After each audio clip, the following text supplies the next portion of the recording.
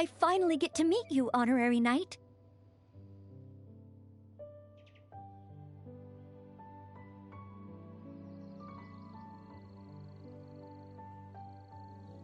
I'm Noelle, a maid of the Knights of Favonius. Apologies. I've yet to officially join the Knights. As a maid, and in order to be worthy of this armor, I'm currently undergoing the Knights of Favonius chivalric training.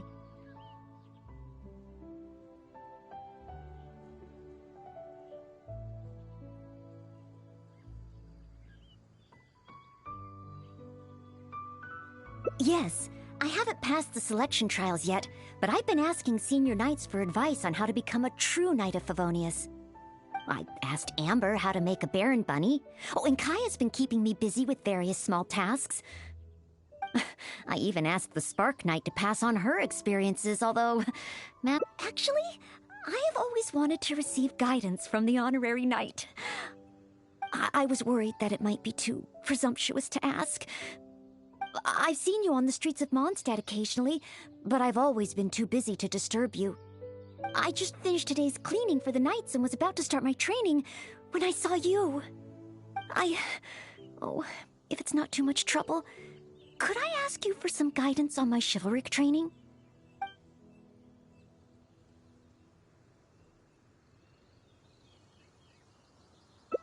I'd like to get your opinion on something as a senior knight. I've been keeping up with my maidly duties and nightly exercises, but training progress has been a little slow. It's really all just cleaning and tidying.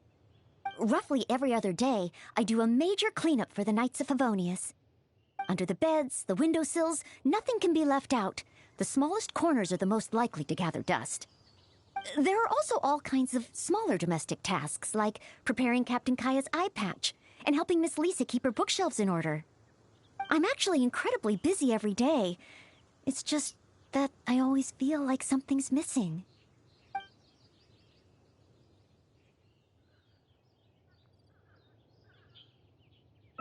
Rest? But...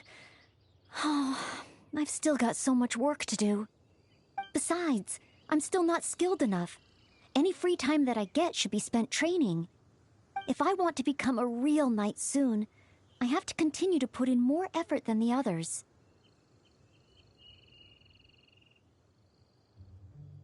But time is precious. If I rest, I'll feel guilty.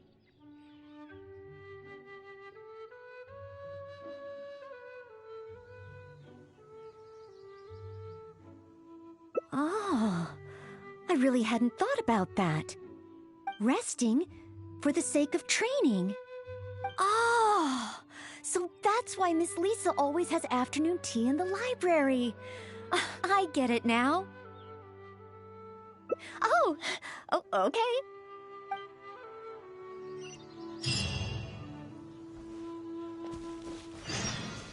Are there any particular snacks you like?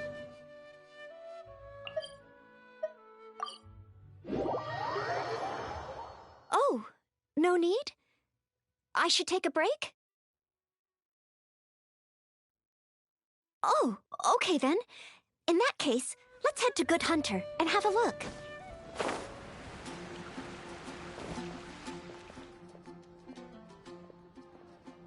Noelle!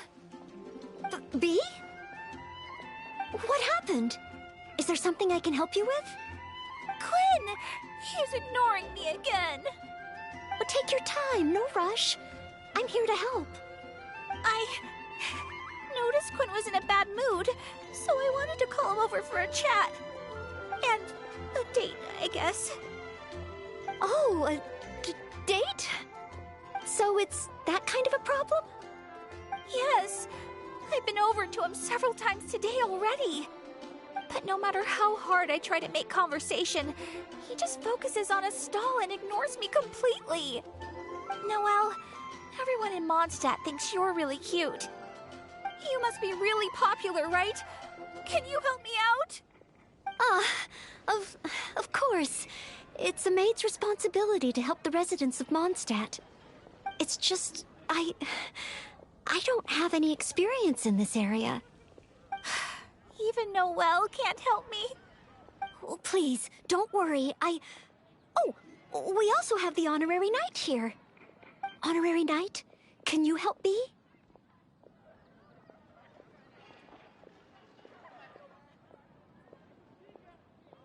Oh, I'm so sorry. But as a maid of Favonius, I can't stand idly by when people are in need. I'll do some serious planning and make sure we can have a day off together another time. Indeed. But today, can you help me come up with a solution? Oh, thank you.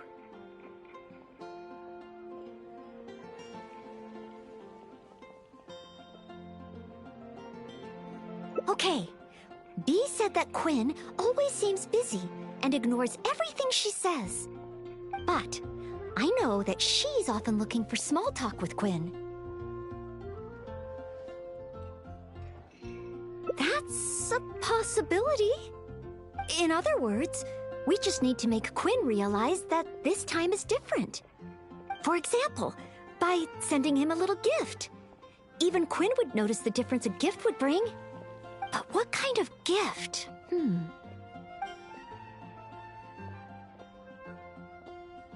That's what I think.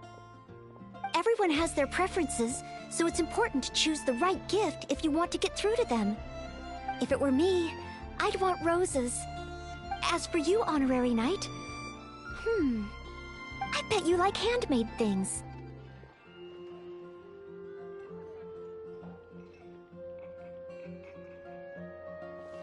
Oh, yes, I just wanted to try thinking from a different perspective. Quinn, what kind of gift would he like? If I remember correctly, isn't Quinn one of the 4 drunkards of Mondstadt? Perhaps something wine-related would do. But what? Simply thinking about it isn't really helping. Let's go to Marjorie's store and see what's available.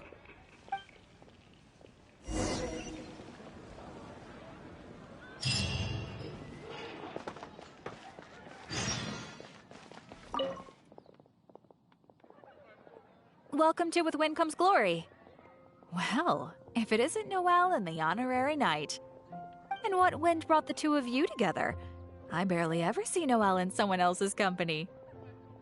Well, when Noelle's working, she practically always takes care of things by herself. And once she's finished with A, it's straight off to take care of B. Seems she hardly has time to catch her breath. Say, Noelle, you're not a child anymore, you know?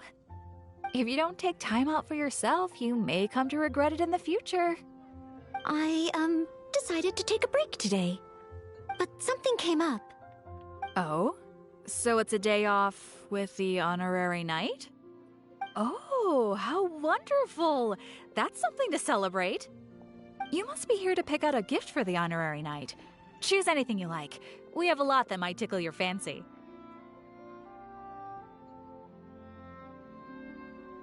Oh, well, it doesn't matter who's sending what to who.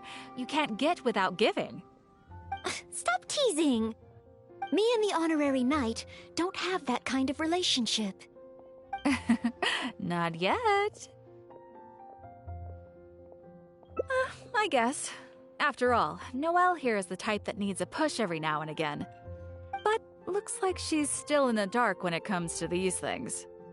I just feel I shouldn't let such things distract me from my chivalric training. Yes, there are too many important things to take care of. Okay, no more teasing. So, what is the reason for this visit? So, you're choosing a gift for B to give to Quinn. In that case, I have a couple of fun new things in stock. A frosting bottle and a squirrel wood carving. The frosting bottle is very useful to keep alcohol cold and fresh for a long time. As for the squirrel wood carving, well, it's a nice ornament and it would look great at Quinn's stall. So, bottle or ornament, which will it be?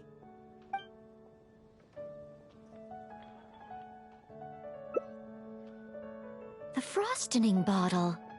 A fitting gift for one of the 4 drunkards. They remembered what I said. Aw. So frosting bottle it is? Alrighty, let me wrap it up for you. Okay, now that the gift is wrapped, let's hurry back and give it to Bee. Huh? Give the frosting bottle to Quinn?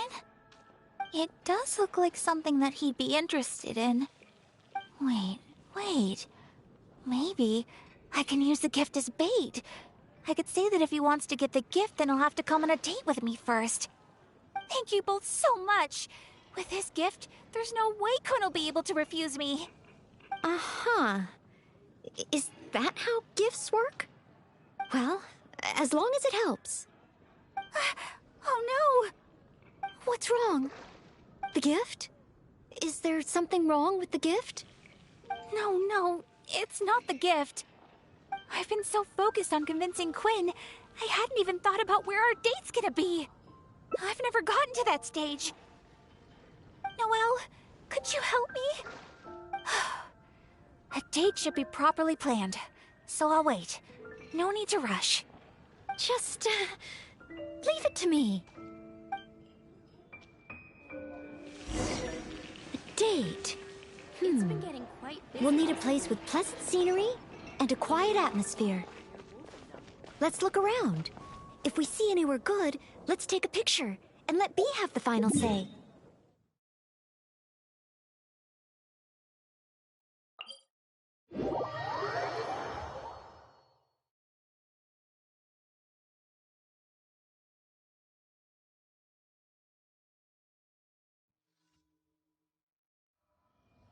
Oh, there's a beautiful and touching tale about Cape Oath. Maybe that would be a good spot.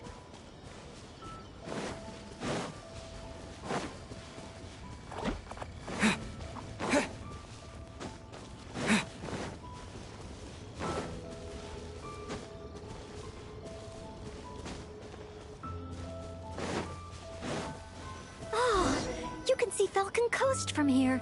Such a beautiful view. Let's find a good angle and take a picture.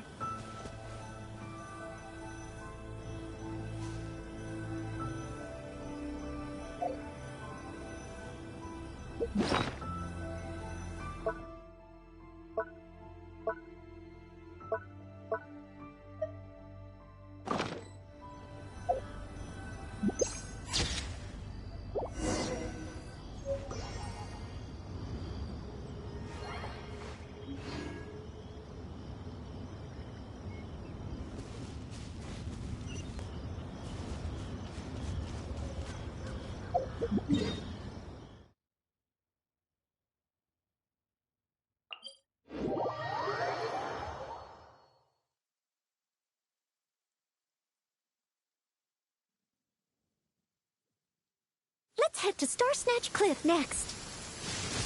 Star Snatch Cliff, another beautiful location, and so elevated. This place is super famous for its nightscape.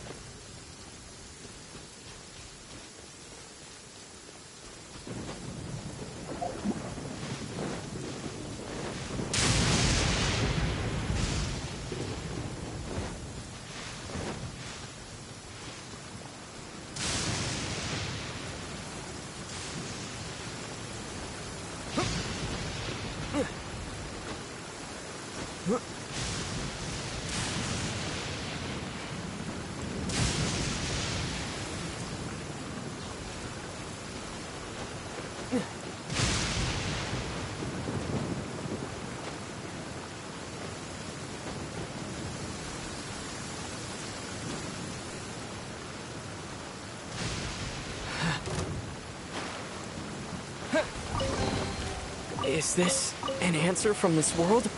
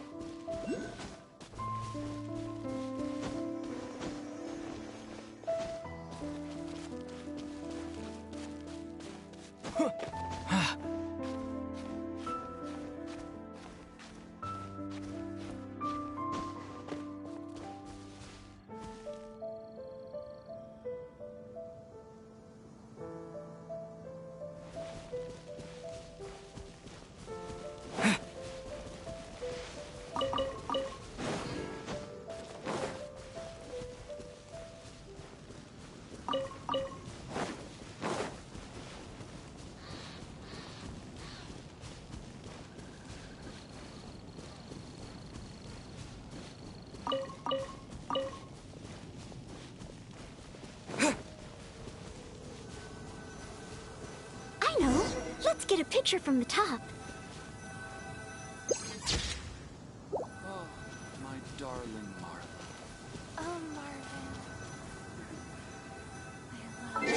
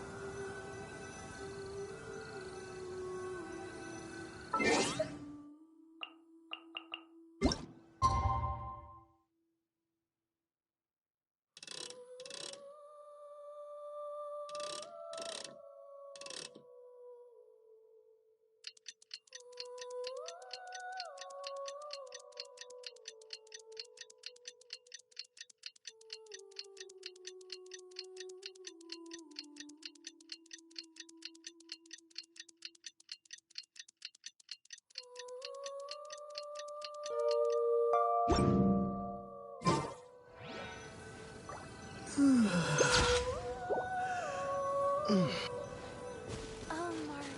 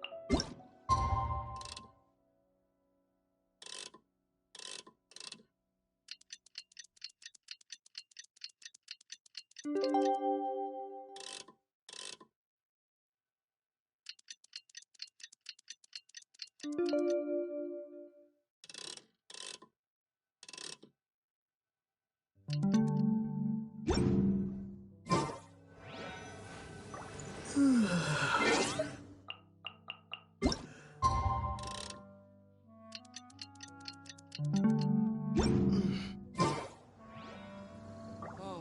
my darling Marla.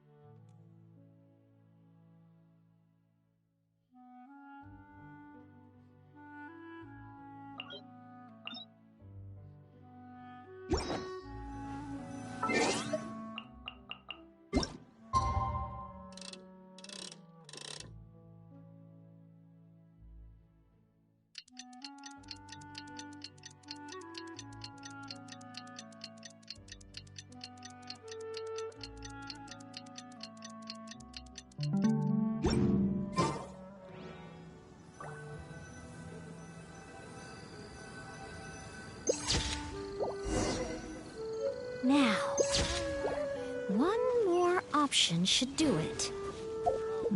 Oh!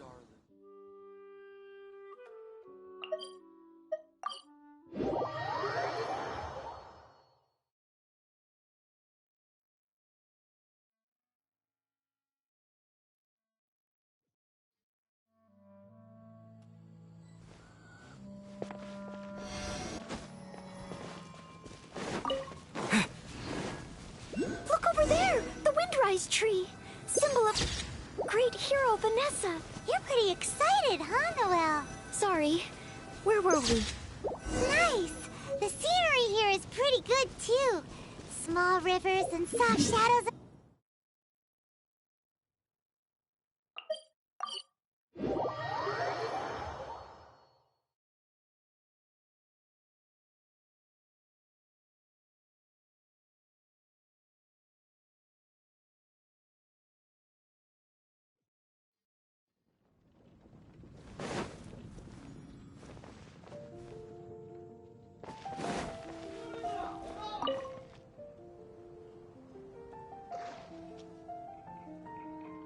Oh, you guys are back!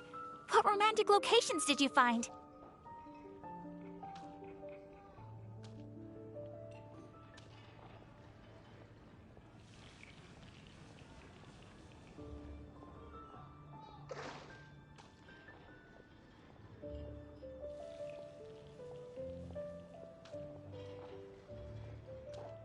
Wait, aren't there people here already?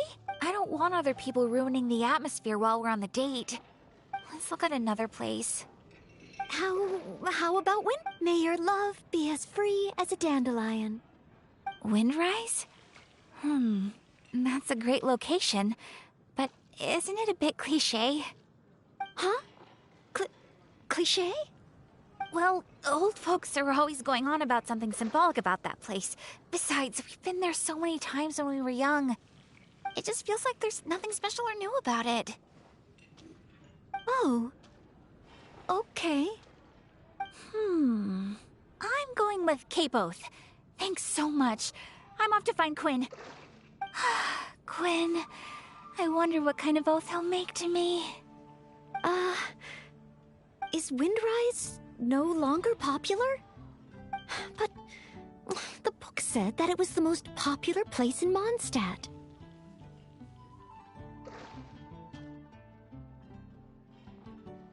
I'm not sure. I found it while cleaning a corner of the library. It was the story of Windrise and Lady Vanessa. I thought folks in Mondstadt would still like to go there.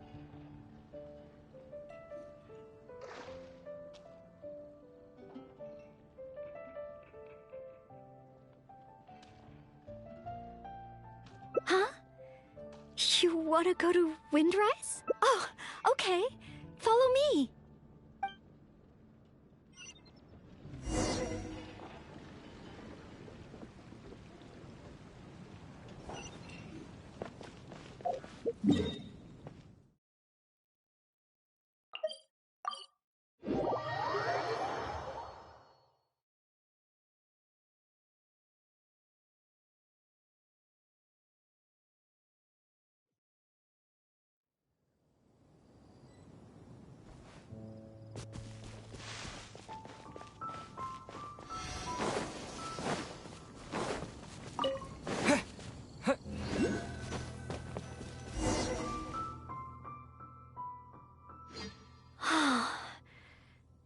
here really refreshes you in an instant.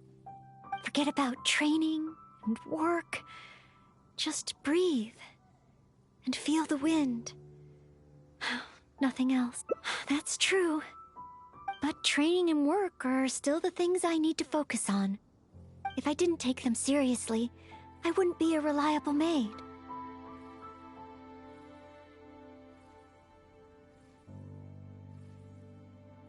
Put it this way, Lady Vanessa and Master Jean, the responsibilities they carry, that they carried, those are the heaviest.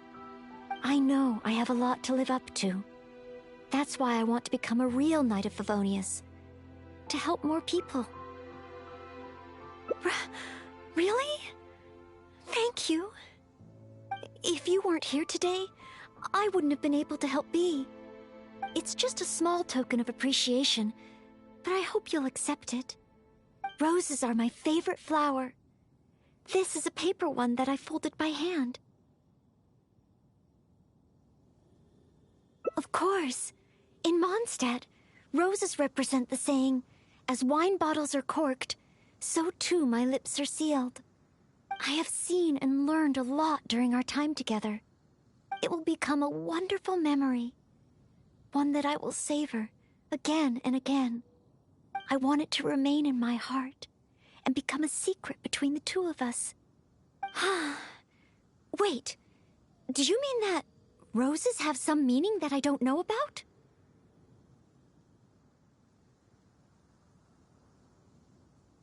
Oh, I'll need to go back to the library and find out. Still, whatever a rose means, I hope that this one can stay by your side in all your future adventures. Before I'm able to fight alongside you, Honorary Knight.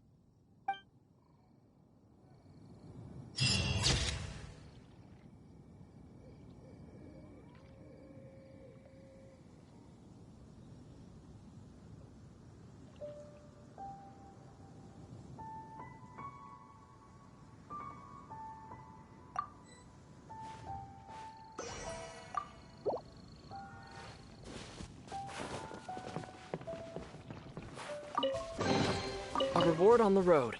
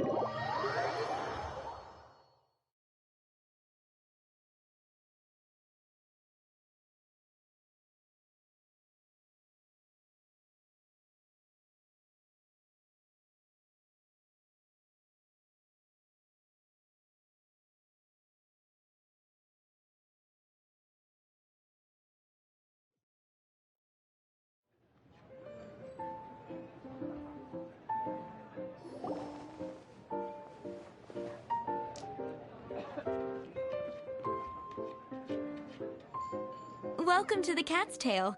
Ah, it's the Traveler and Paimon. What a nice surprise. Oh, and Sucrose the Alchemist. It's been a while, hasn't it? I'm afraid I've already told you before. Fur from the Cat's Tail staff is not for sale, no matter how much Mora you offer.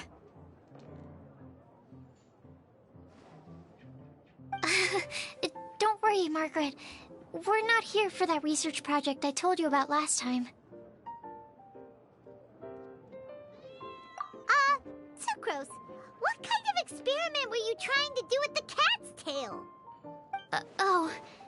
I just wanted to test out some hypotheses, and I needed some materials. but, we can talk about that later. Actually, Margaret, we're here to learn more about Genius Invocation TCG.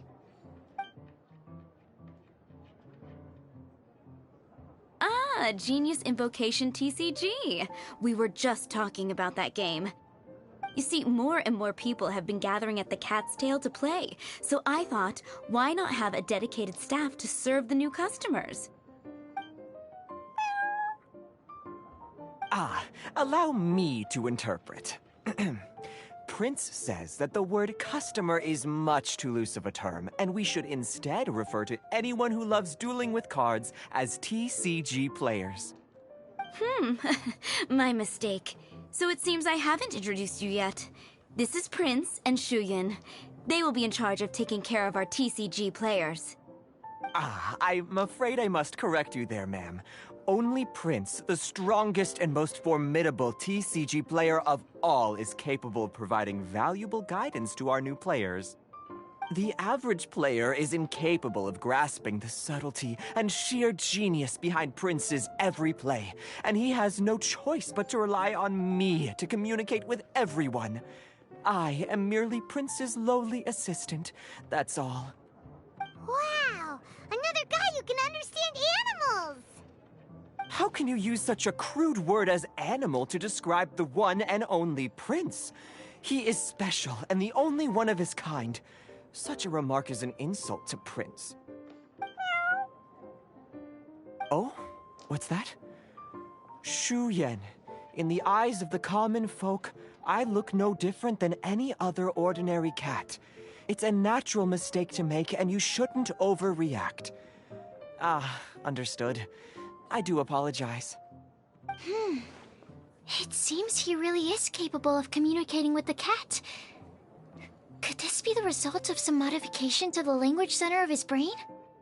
Seriously, how can he get all of that from a simple meow? Yes, it was the sacred duels of Genius Invocation, TCG, that formed and cemented our bonds of mutual understanding. It's my firm belief that by simply playing the game, players can develop a deeper level of understanding between one another. So, playing Genius Invocation TCG fosters some sort of a telepathic link between players? Somehow Paimon doubts that. Anyway, if you'd like to know anything about Genius Invocation TCG, then please ask Shuyan, who will ask Prince. Though I'd love to explain more myself, it's time for my daily walk. I'll let Prince play a game with you and walk you through all the rules. Just as a seasoned warrior can foresee the path of his opponent's sword, so too can I, as a TCG master, predict my opponent's every play. It would be improper to pit a newcomer to the art of the card against one such as myself, and I must therefore politely decline. That's what Prince said. Oh, Prince doesn't want to play with us, huh? Fine, then Prince doesn't have to. We'll play you instead. I'm sorry, but from the day I met the mighty card master Prince, I swore an oath that my hands would live solely to hold the cards and not to play them. I will never play another. If Prince is unwilling to play, then I guess we should look for an alternative. How about this? Diona! Yeah, blah, blah, blah. What is it? I'm pretty busy over here, you know. Why is it that every player that sets foot in here to play Genius Invocation TCG has to have a drink? Ugh! Don't they have any clue that the key to playing a game is the ability to think straight? Seriously, games and drinks don't mix. Don't they get that? Ugh! What can I say? As the tavern owner, I can't help but feel happy to hear this. Anyway, I see you've been working hard, so I thought you could use a break. So why not come over here and teach these customers the rules of Genius Invocation? Ha! Ha! Yeah, what kind of break is that? I'd rather not. Oh, why are we letting all these loafers come in here to play Genius Invocation TCG anyway? All it does is encourage more people to come to the bar for a drink. You know, if drink sales keep going up like this, pretty soon Mondstadt's alcohol industry is gonna reach new heights.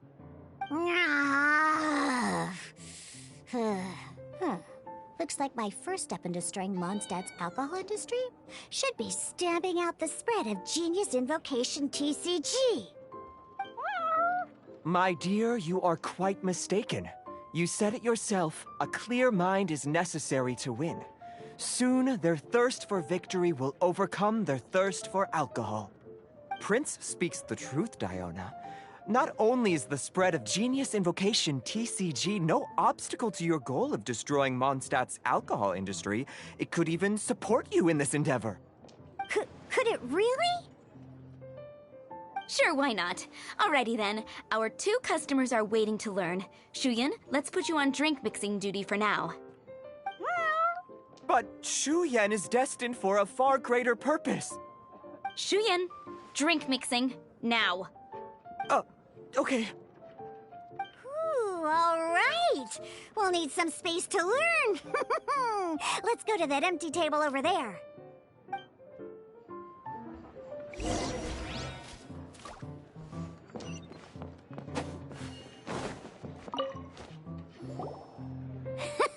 Okay, let's go through the rules. First things first. You'll be needing your deck, so place that on the table. Deck? Yes. You should have built a deck. You know, a set of cards that meets the bare minimum requirement to play the game. What's with the blank stares? Come on. Don't tell me you came to learn Genius Invocation TCG without bringing any cards.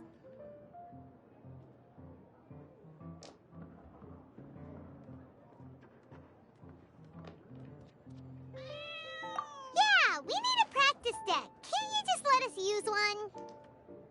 Psh, there's no such thing. Okay, let me think. To learn the game, you'll need at least 2 character cards to switch between. Oh, that reminds me. A few days ago, when I was closing up for the night, I noticed a customer had left a couple of character cards on the bar counter. Maybe you could use those for now. Are you sure that's okay? It's already been a few days and he still hasn't come back to claim them. Who knows? Maybe he left them here on purpose. Oh, okay, yeah, I got them here with me. You know, just in case the customer came looking for them. Yeah, not because I like to play the game or anything. Please. All right, so now we have 2 character cards. That's everything we need, right? Yup. So, are you ready to start? All right, then let's begin.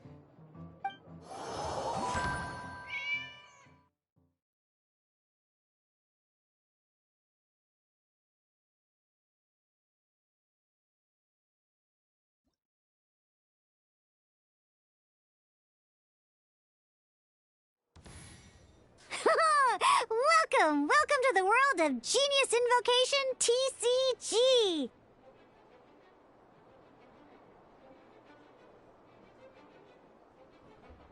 Simply put, this is a game where you control character cards to duke it out with your opponent. Pew, pew, pew! Once you've defeated all of your opponent's character cards, victory shall be yours!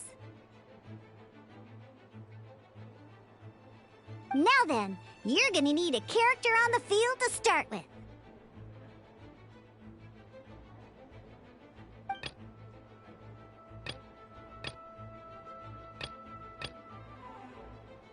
Let's go. First, we roll 8 elemental dice at the start of every round.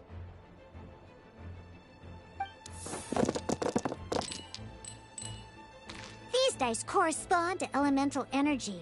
We'll be spending these dice to perform actions.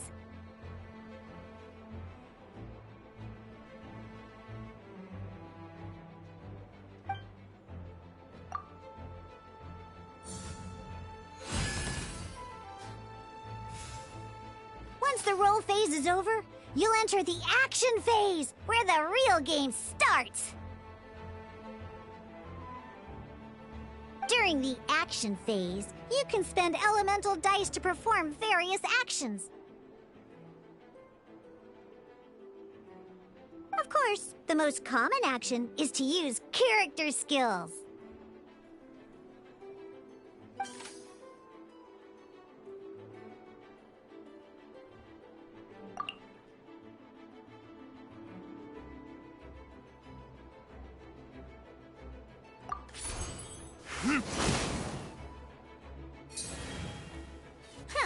Not bad. You just made your first attack. During the action phase, both sides will take turns making their moves.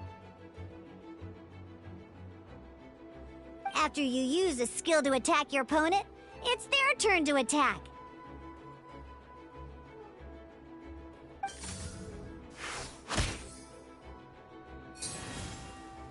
And as you can see, once the enemy finishes their move, it's our turn again.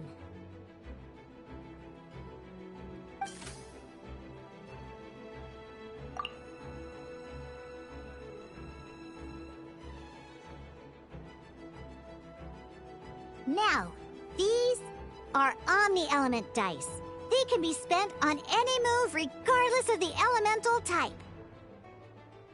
So, we're gonna use them to pay for the pyro dice needed for this skill. Go on, give it a try.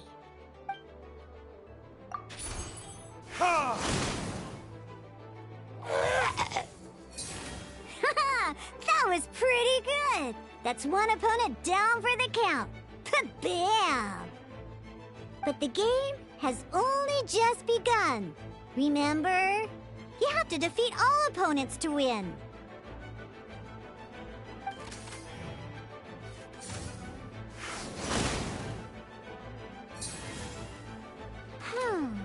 As much as we'd like to attack again, seems like we've run out of usable dice.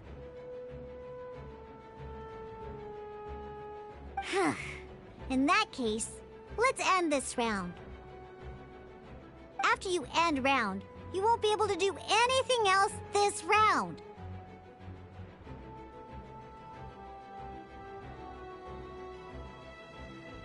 And once everyone chooses end round, we can move on to the next round.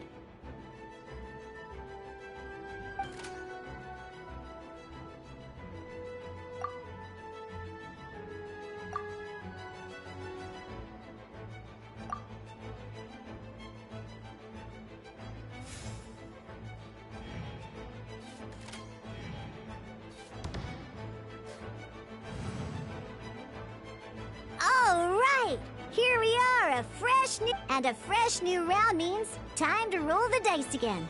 That's how we're gonna get the elemental energy we need, after all.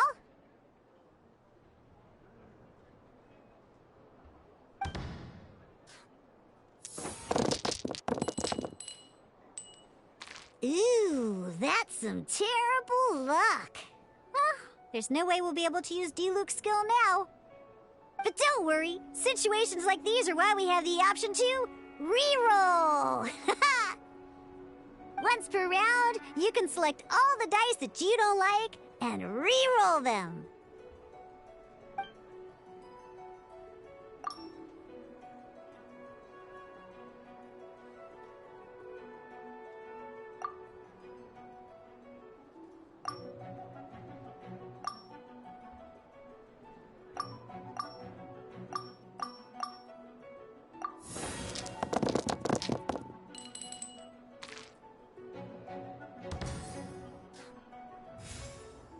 When the action phase begins, the player who first chose end round in the previous round takes their turn first.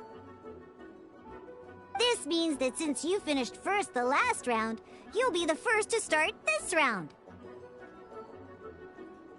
Alrighty then, let's learn a little bit about energy and elemental bursts.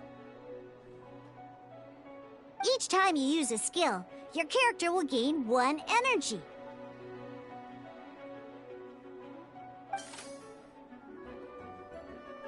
Once Diluc's energy is full, he can use a powerful elemental burst. But we're still one short. Never mind. Let's start with a normal attack instead.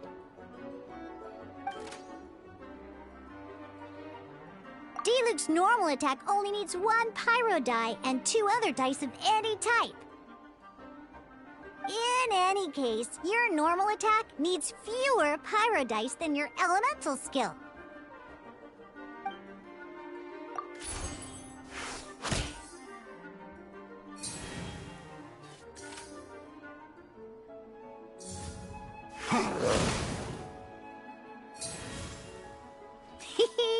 Now we have 3 energy, plus we have enough pyro elemental dice left over. It's time to use your powerful elemental burst!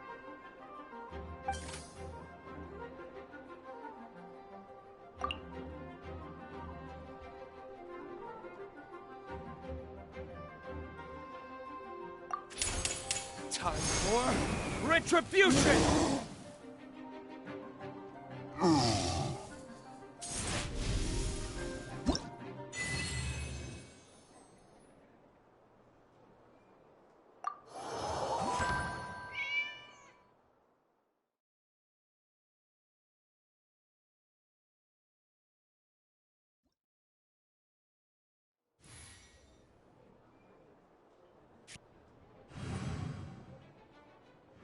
In an actual game of Genius Invocation TCG, you need to use multiple character cards to form a party. Next up, it's time for your second character card, Kaya, to take the stage.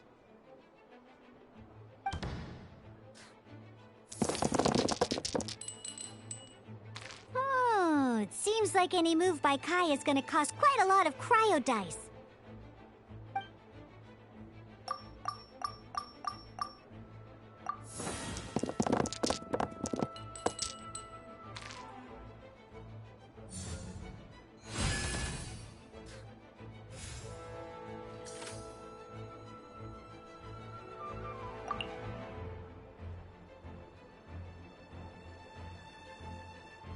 When you deal cryo damage, you'll cause your target to be affected by cryo.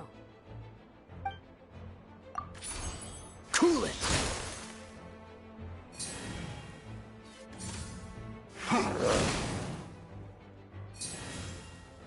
Good! Now our opponent is affected by cryo. This is a good time to learn about elemental reactions. Different types of elemental damage affect enemies with different elements. When a character is affected by certain elemental combos, an elemental reaction will be triggered. At the moment, your opponent is affected by cryo, so we should try and use a pyro skill on them. Looks like we have to switch active characters, though. Oh, that reminds me. Both sides must have 1 active character, while others are considered standby characters. Normally, we can only use the active character skills. Now, if we want to use the skills of our standby character, we'll have to switch them to the active character. In this case, we'll have to switch to Diluc in order to use his skills.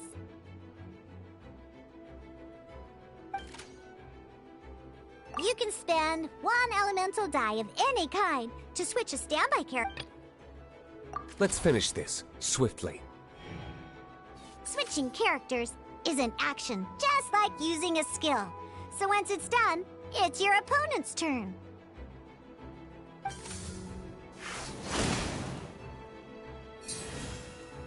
Most skills can only target the active character.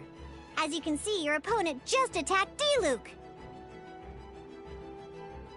Alright then, now that Diluc is our active character, it's time to use his skill.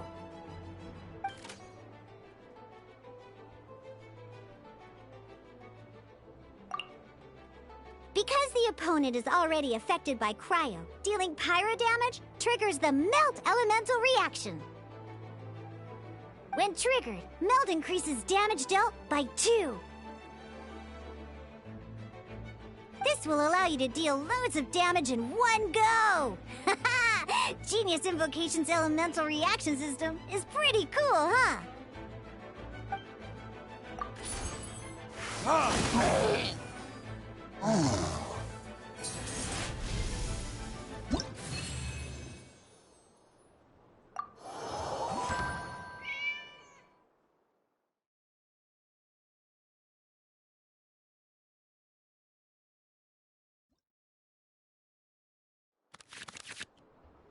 right. Next up, let's learn how to use card types other than character cards. These cards are all known as action cards. Each time a match starts, you have to draw 5 action cards to form your starting hand.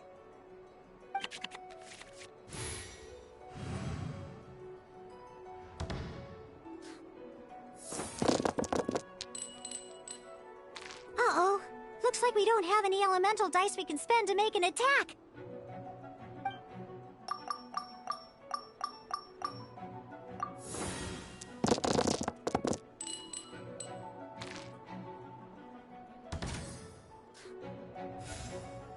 Seriously? We still don't have any usable dice even after that reroll? Well, never mind. Even in cases like this, we can still attack. We just need to put the action cards in our hand to good use. Don't underestimate action cards. They can grant all kinds of support and buffs to your active character. Take this one, for example.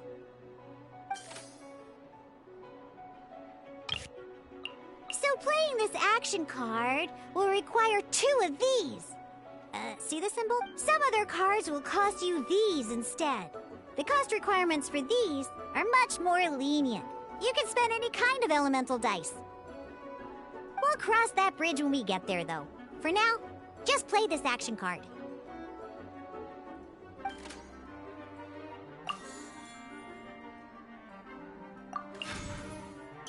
So, playing an action card from your hand is a form of fast action. Fast actions do not end your current turn. Simply put, you can continue to act even after playing an action card. Well then, you have your blade. Time to test it out. But wait, Diluc's elemental skill costs 3 pyro dice, and right now, we don't even have 1. Well, not a problem. This is where we can use a more advanced mechanic known as elemental tuning. By discarding 1 card from your hand, you can convert 1 elemental die into the element of your current active character.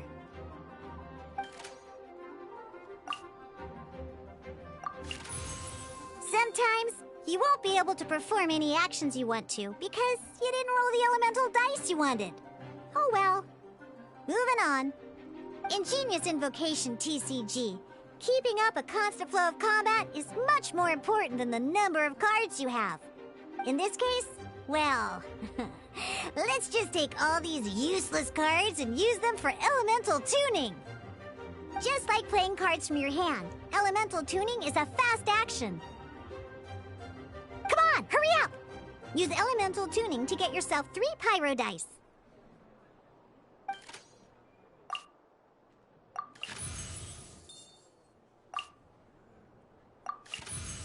Well, would you look at that? Finally, we now have enough elemental dice to use Searing Onslaught.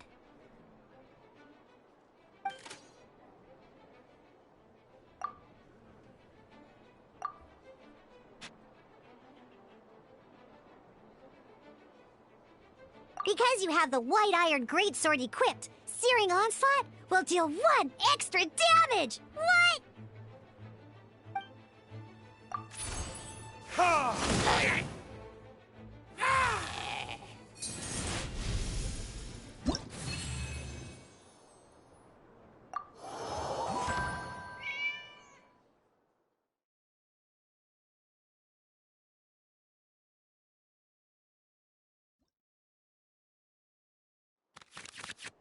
Now comes the final part! Hoo-yeah!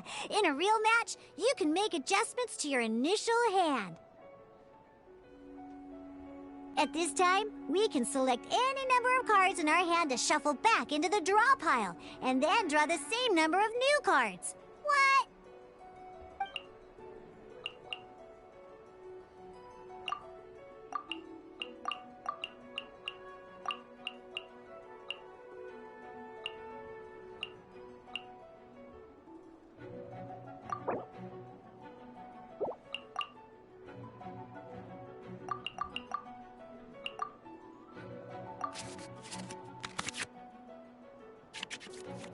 Once you have confirmed any adjustments you wish to make to your starting... Oh boy, this one's a real doozy. We gotta take it out pronto. Let's see how you do this time. Remember, start by selecting your initial starting character.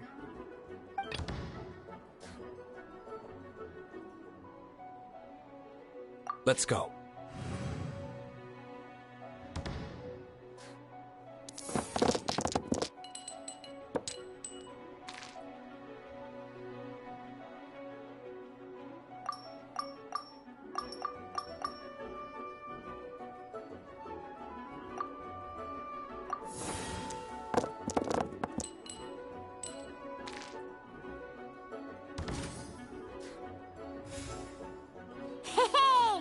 Look at you!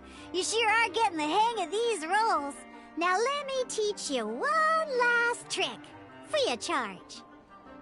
You can preview your opponent's actions. I mean, that is to say, you can read their intent.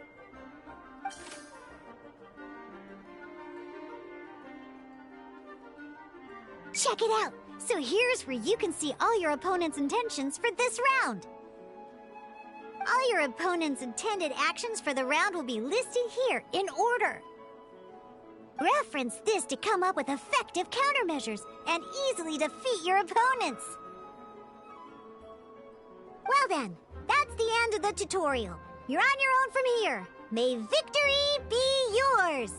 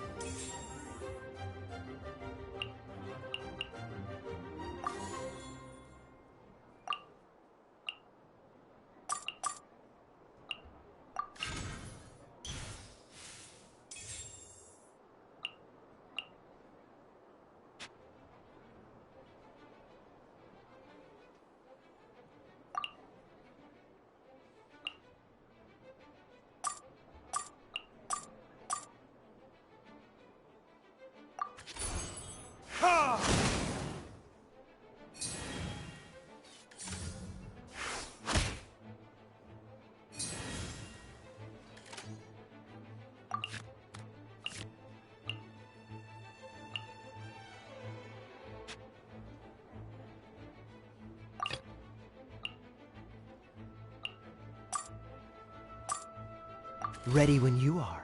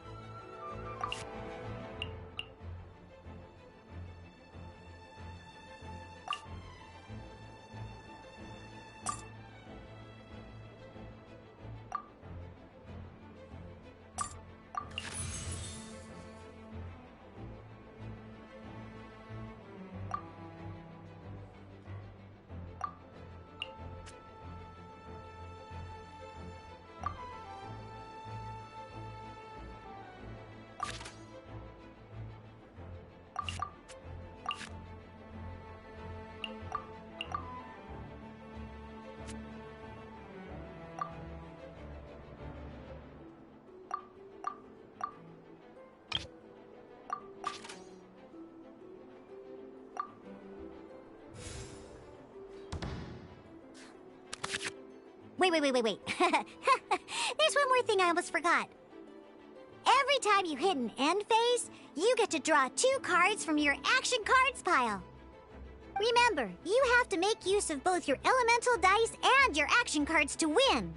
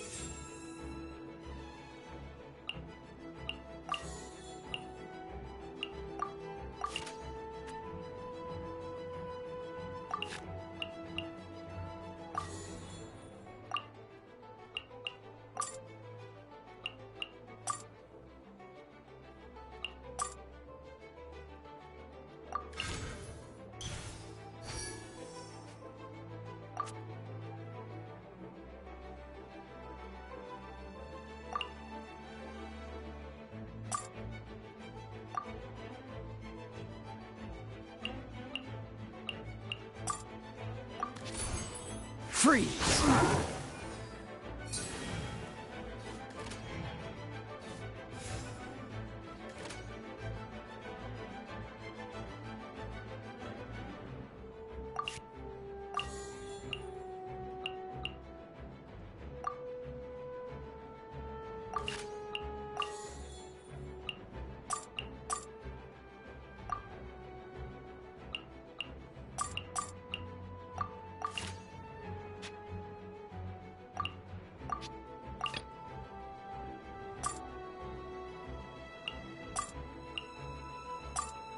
Let's go.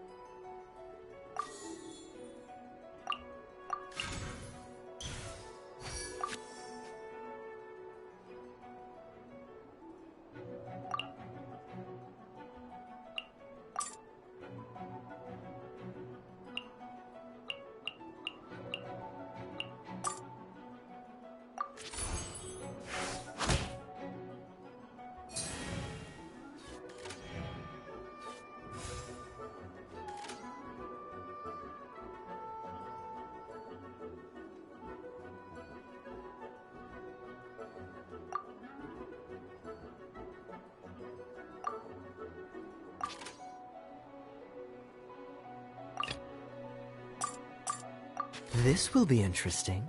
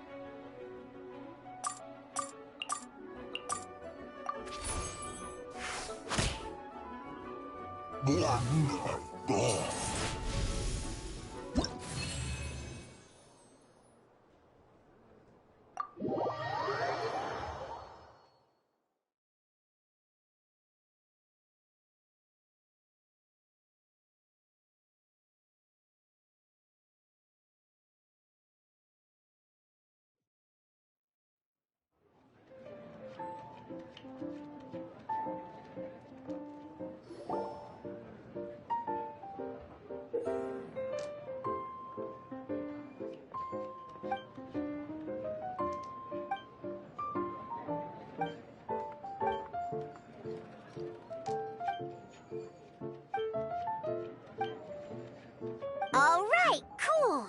Those are the basics. Did you get all that? What we just played was an adventure challenge designed specially for new players. Genius Invocation TCG can be played in duel mode, where each player brings 3 character cards, or in adventure challenge mode, with a fixed deck for each challenge. But the rules are all the same. As long as you understand the basics, then you should be able to take on any of those rowdy booze hounds. Although I feel there are still many details to grasp, I think I understand the basic premise of the game now. That was quite the detailed explanation. I didn't know the Cat's Tail's famous mixologist had such an eclectic skill set.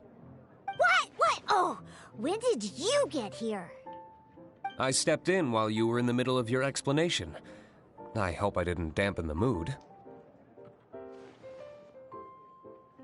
You snuck in without making a sound! Anyway, what are you doing here? The Cat's Tail is a player in Mondstadt's alcohol industry.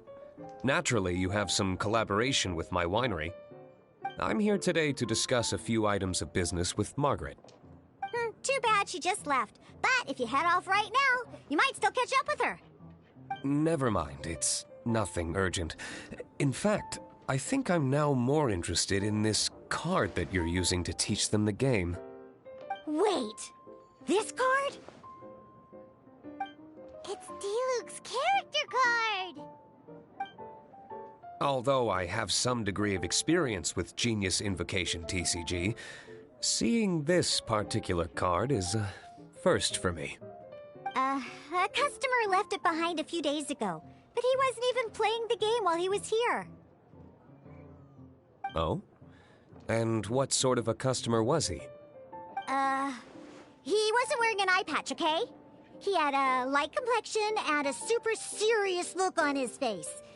He wasn't much of a talker and looked like he was just drinking his worries away. Never seen him around here before. Eye patch, you say? Gah! I was trying to give the opposite description, but I just ended up giving it away. Sorry, guard captain. Don't worry. Somehow, I don't think he'll be giving you any trouble over it. So, what about the Diluc character card? I don't mind. It's just a card with my image on it. I didn't expect Diluc to be familiar with Genius Invocation TCG. The game has been catching on lately. It's hard to go anywhere without hearing it mentioned. Every now and then, I'll sit down and play a game with the customers in Angel's Share.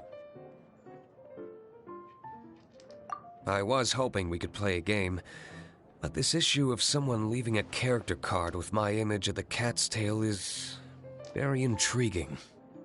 It's getting late, and someone has some explaining to do. We'll have to... Good. Then I'll take my leave. You know where the door is. Don't let the door hit you where Lord Barbados split you. Uh-oh. Guard captain. I hope Kaya will be alright. Well, now that we are familiar with the rules, why don't we try playing a game of Genius Invocation TCG? Ooh, 2 new players having their first ever duel. This sounds like fun. But in order to play an official duel, you need to have 3 character cards.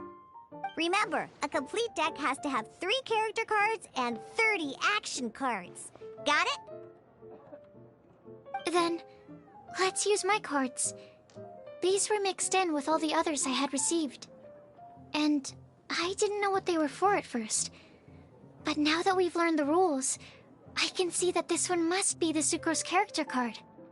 Now, it looks like we each have the Kaya, Diluc, and Sucrose character cards. So why don't we have our first duel? Alright, let's duel.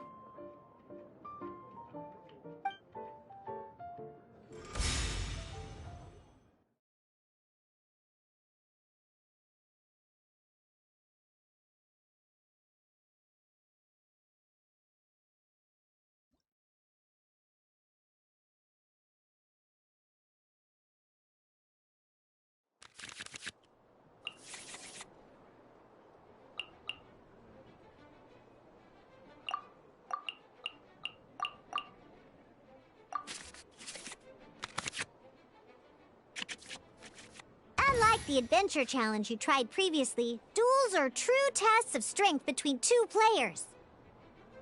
In a duel, your opponent can also use action cards, and they'll also be able to grab new cards during an end phase. At the same time, your opponent must also spend elemental dice to take actions, so you'll be unable to view their intent. Are you ready? It's time for some exhilarating fights to the bitter end. Mewza!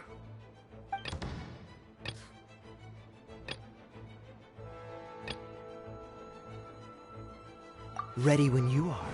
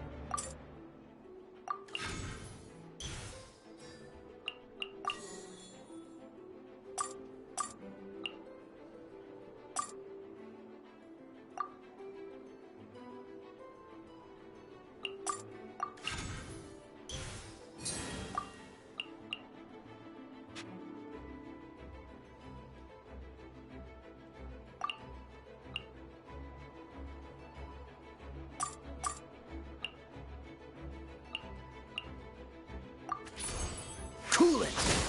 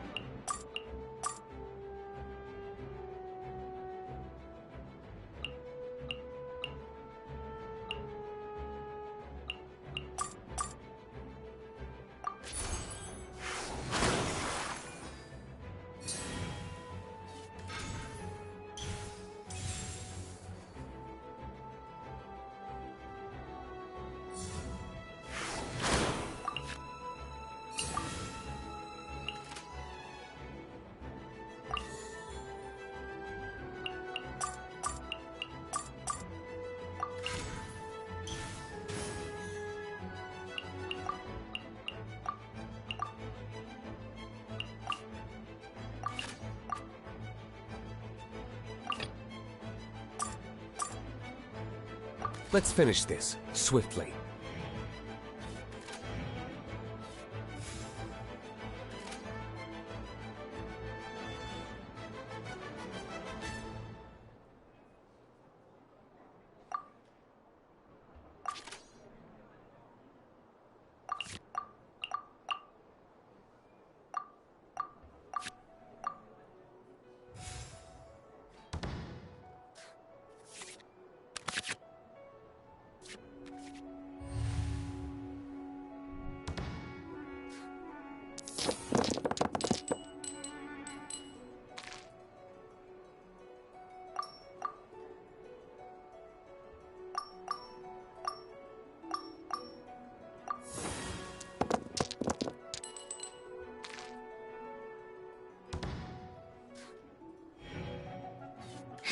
According to the rules, it costs dice and energy to unleash an elemental burst. Enhanced Animal Module 75!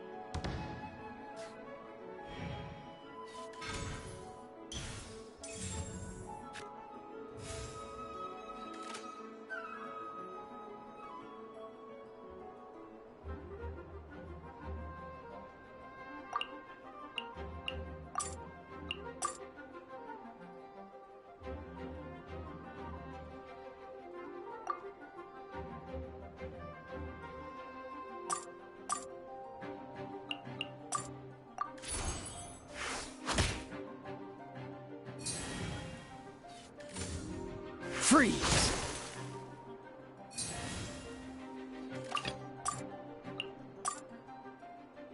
I want to help.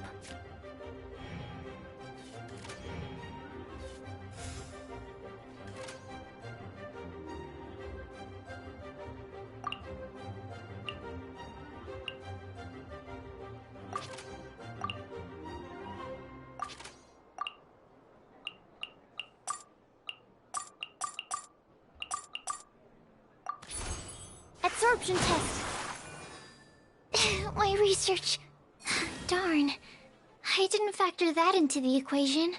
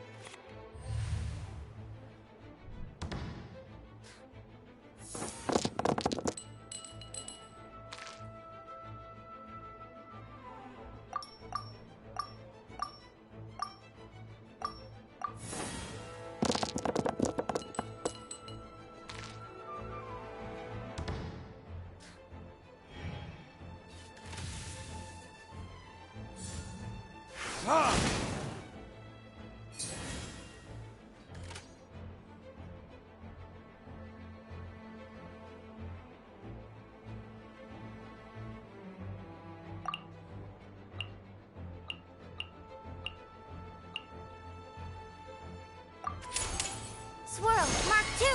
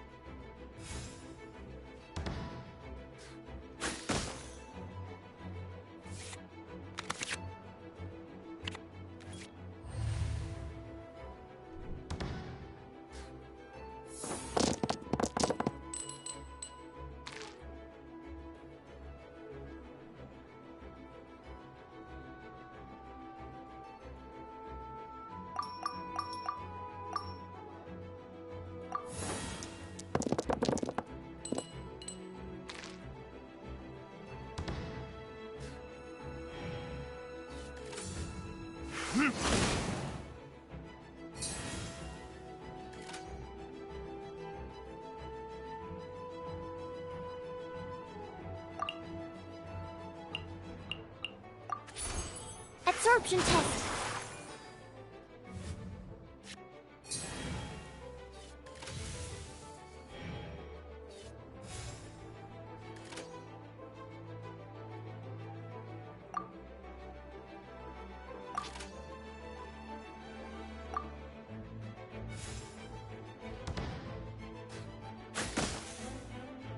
I'm not done.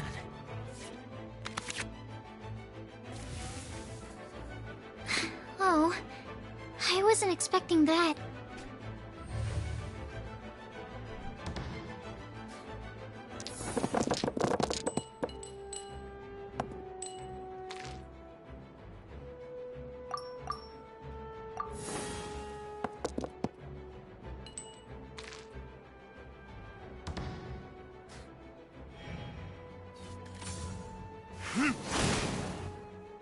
Need to make adjustments. This will... Okay, one character card defeated.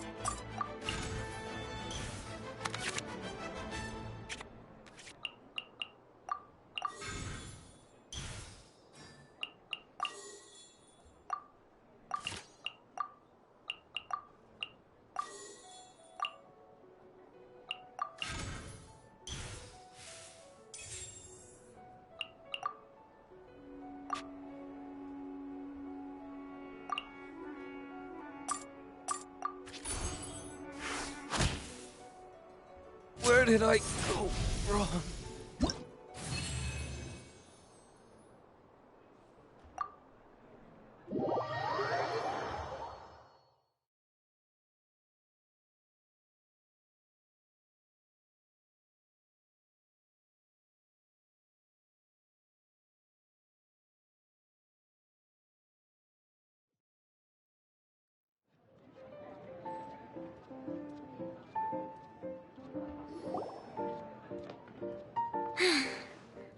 I can't believe I lost when we had the exact same character cards.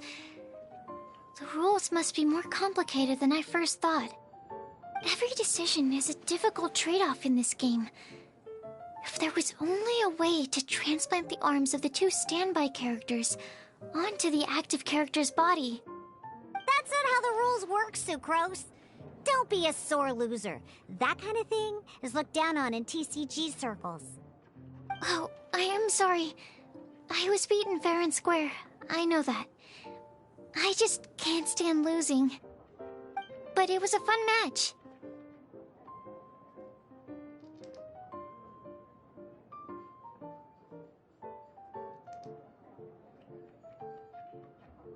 Paimon didn't know you could get so competitive, Sucrose. I always get a little upset when I lose. It's like that with my research, too. It always gets to me when my experiments don't go as planned. Especially when there's an alchemy genius like Albedo around to compare myself to. You lost me at alchemy and experiments. But I'm pretty sure it's normal to feel that way. Playing cards is no different. Each game you lose makes you want to win the next one to settle the score. And the desire to win pushes you to improve your strategy and build a better deck. Seizing victory through a winning combination of luck, skill, and experience is where all the fun of Genius Invocation lies. But what if you keep trying and never win a single game? A losing streak, yeah. That'll definitely get you down. But it's way better to keep trying until you win than to just accept you're a plain old loser and give up. You make a good point, Diona. Besides, Sucrose, you're already making great progress. It'd take at least 8 of our regular booze hounds to match your level. You played well this last match. Thank you. I'm just a little disappointed to lose, that's all. But Genius Invocation TCG is a really fun game. Good! Having fun is the main thing. If you ever want to play again in the future, feel free to come by the Cat's Tail. But don't expect me to play with you. I just mean, this place probably has the right atmosphere. I'll definitely be back. All right. I think you should have all the basics down by now. I need to get back to bartending. Shian's likely been busy making his tavern more popular with his delicious cocktails. Pui, pui, pui. And we can't have that. Burning Mondstadt's wine industry to the ground keeps me pretty busy, you know. So if you need any more help, go bother Shian.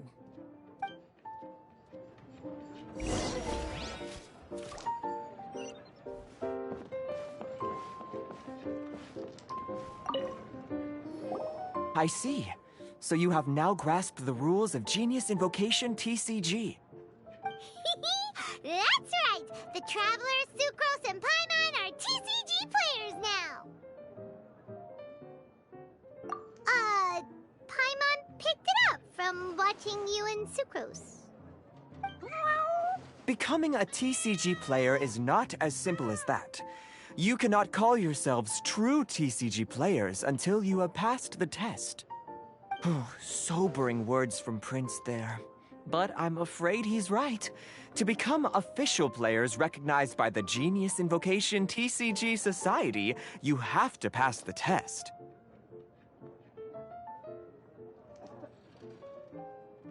Yes, although to be honest, it's not that difficult.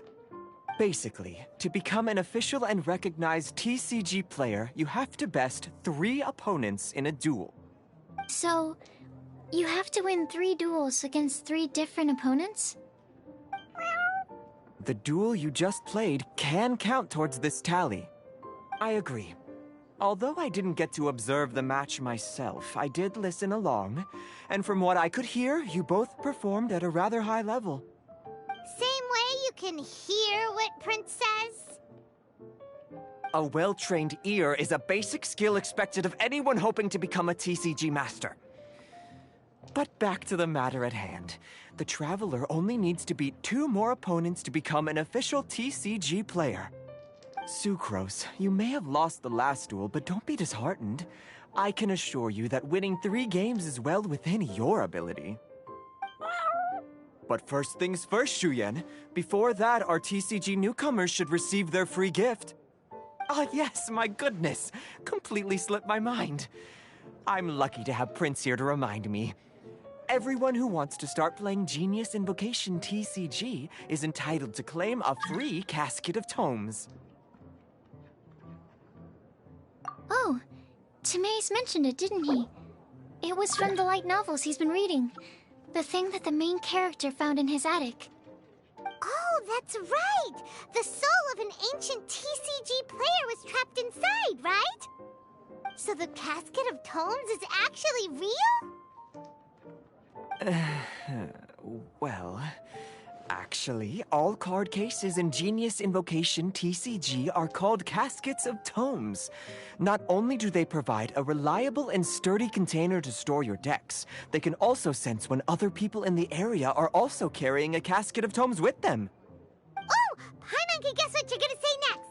The reason they can sense each other is because they have the souls of ancient TCG players inside.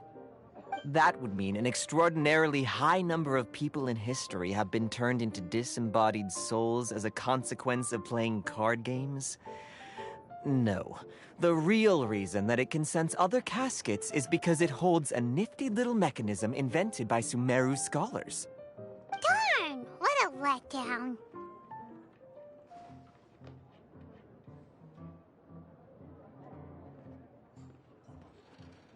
Alright, now let's see this casket of tomes already!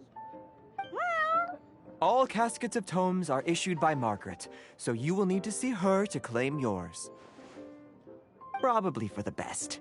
If Prince and I were responsible for handing them out, knowing how eager we both are to promote the game, we'd probably have dished them all out by now. Okay, so go and see Margaret to claim your casket of tomes, use it to find another player, beat them in a duel, and then come back here. But even for the Traveler, that's only 2 wins in total. What about the last one? I shall choose the final contestant he must beat in order to become an official TCG player, for it must be one of comparable prowess. Excellent plan, Prince. Happy dueling, both of you.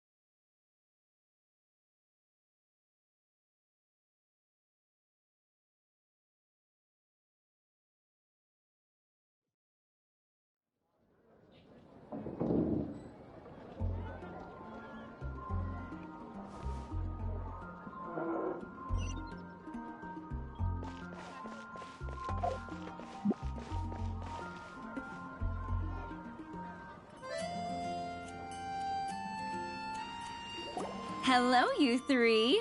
Has little Diona finished teaching you the rules of Genius Invocation? Ah, I see you're here for your casket of tomes, aren't you? A very useful tool indeed. So this is a casket of tomes. That's right, a purpose-built case for your card deck that can even detect when someone else nearby is carrying one. Gosh, whoever invented this must have seriously disliked being alone. Yeah, well, even the most fun game is pretty lonely if anyone else to play it with. True. So I'm glad that these customers, TCG players, are able to congregate at the Cat's Tail.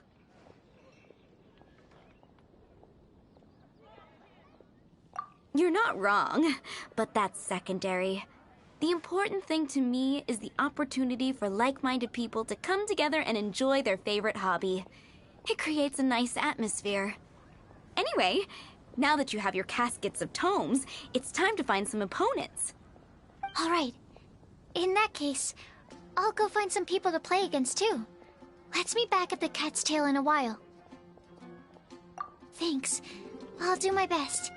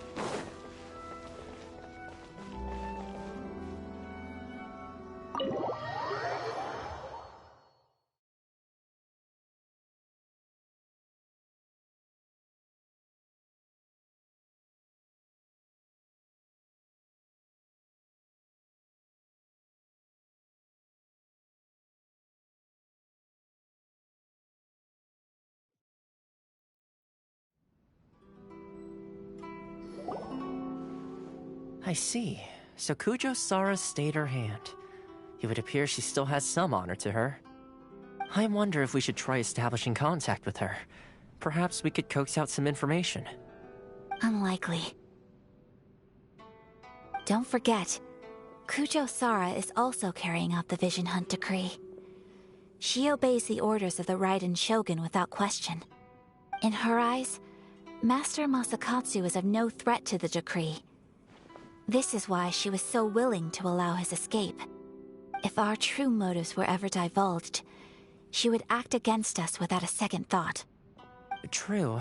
Though if you ask me, Master Masakatsu's release is an unexpected blessing. We are now one step closer to victory. And we couldn't have done it without Yoimiya and the Traveler. You're turning out to be even more reliable than we expected.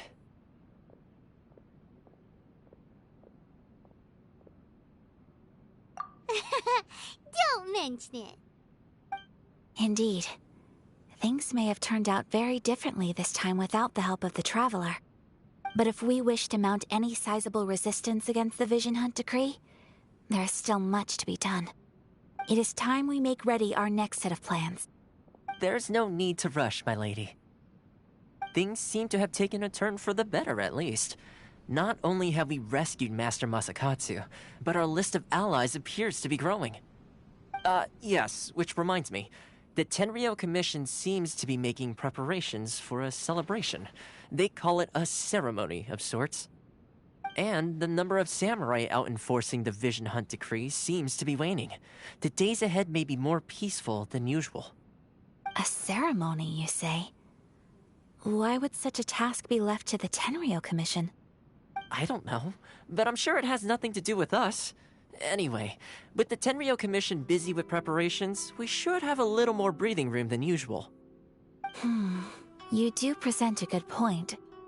Being in a constant state of alert will only tire us further. Perhaps a period of rest is in order. Toma, what would you suggest? I'd say a celebratory feast is in order. Might I suggest an evening of hot pot together? Funny enough, I learned a new hot pot game recently. I'm sure you'll find it quite amusing. A hot pot game? What's that? Well, as long as it has to do with eating. Simply put, every person prepares an ingredient to add to the hot pot. Once the meal begins, we add all the ingredients together. Then we take it in turns to close our eyes, pick an ingredient out of the pot, taste it, and guess whose ingredient it was. Anyone who guesses correctly can go again, and whoever finishes the meal with the most points is declared the winner. Tradition even has it that the winner receives blessings from the god of hot pot. Don't you think it sounds like fun? I've been wanting to give it a try. In fact, I've already got my ingredients prepared. You really do want to play, huh? Well, sounds like we've got our work cut out for us. Time to gather some ingredients. But what should we choose?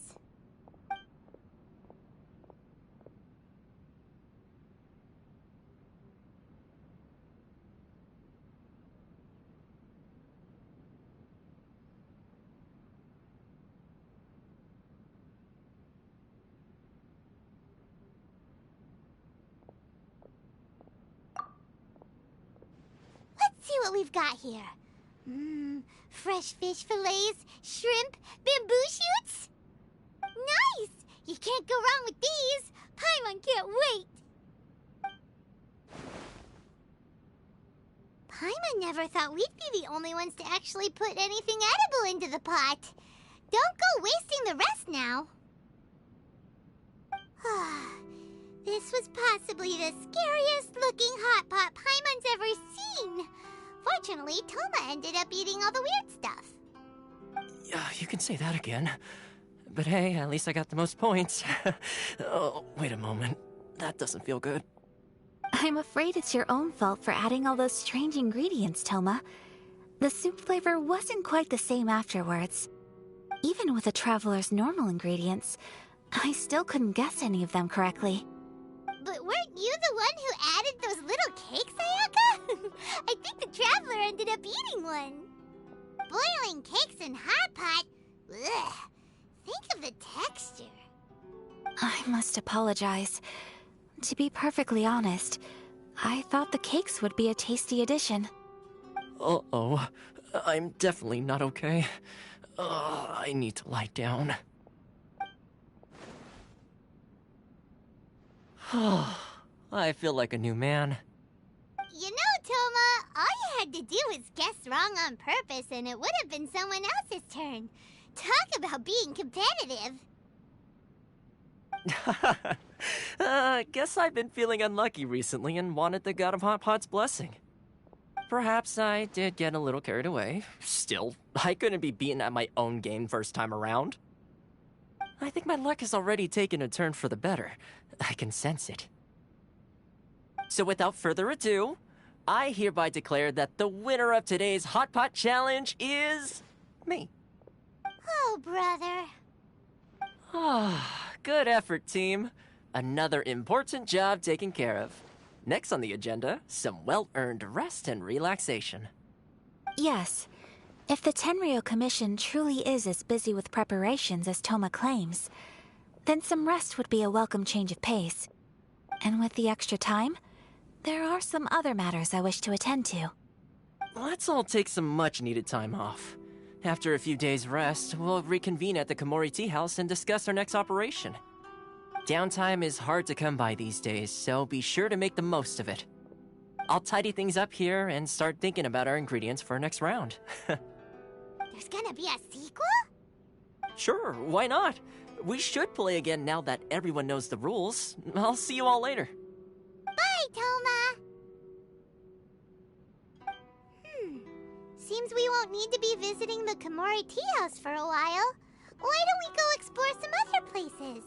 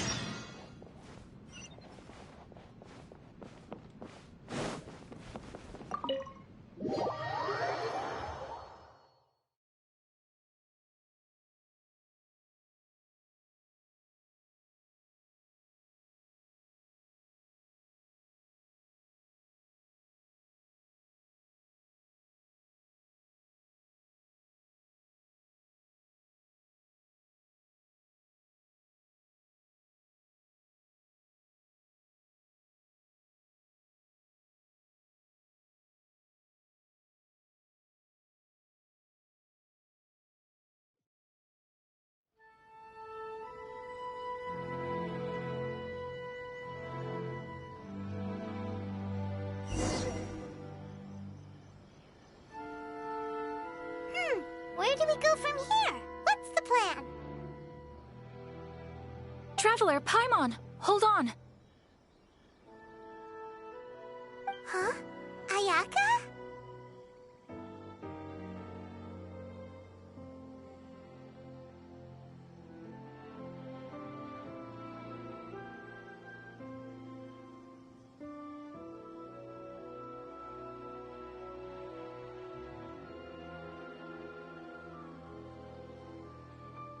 Something has come up, and I would like to request your assistance.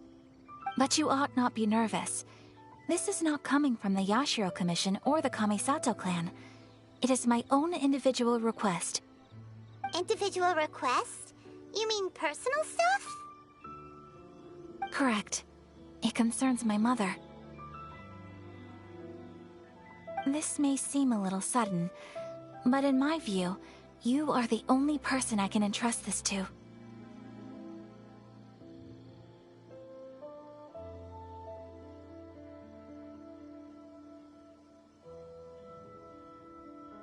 A few days ago, I was sorting through some old family belongings when I found a notebook that belonged to my mother. She wrote about all kinds of things, mostly of little consequence. But what drew my attention was a name. It is one that I have never heard before, so the fact that she mentions it so frequently, it makes it difficult for me to ignore. Probably your mom's best buddy, right? Never. And although my mother and father passed away many years ago, both my brother and I are familiar with the vast majority of their acquaintances. So, I am very curious about this mysterious individual. I would very much like to meet them. According to the notebook, their name is Tsubaki. This seems to have been someone very important to my mother. Someone with a lot of personality, who liked to have fun. Paimon thinks it sounds like a girl's name. That's what I thought too. So what do you want us to do? Do you need us to find her for you? No. Her address is given in the notebook. We can head straight there. I wanted you to assist me with the preparation of greeting gifts.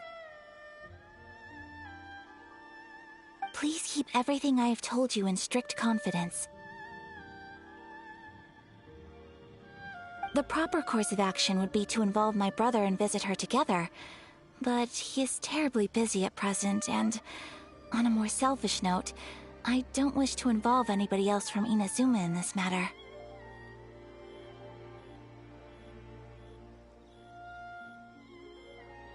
Exactly.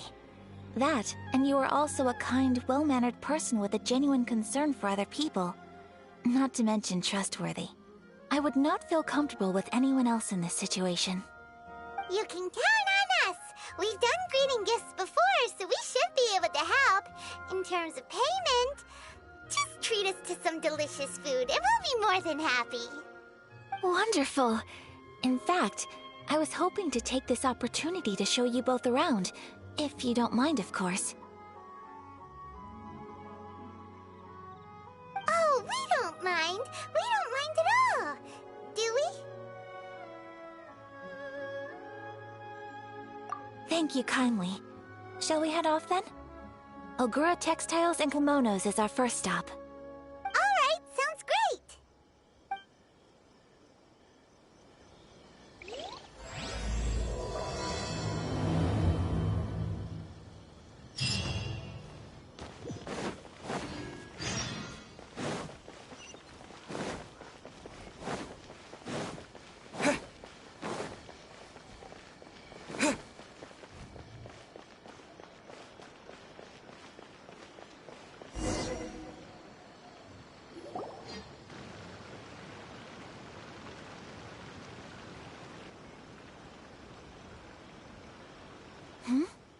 This must be...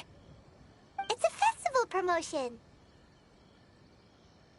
Hey, speaking of, we haven't been anywhere fun since we arrived in Inazuma.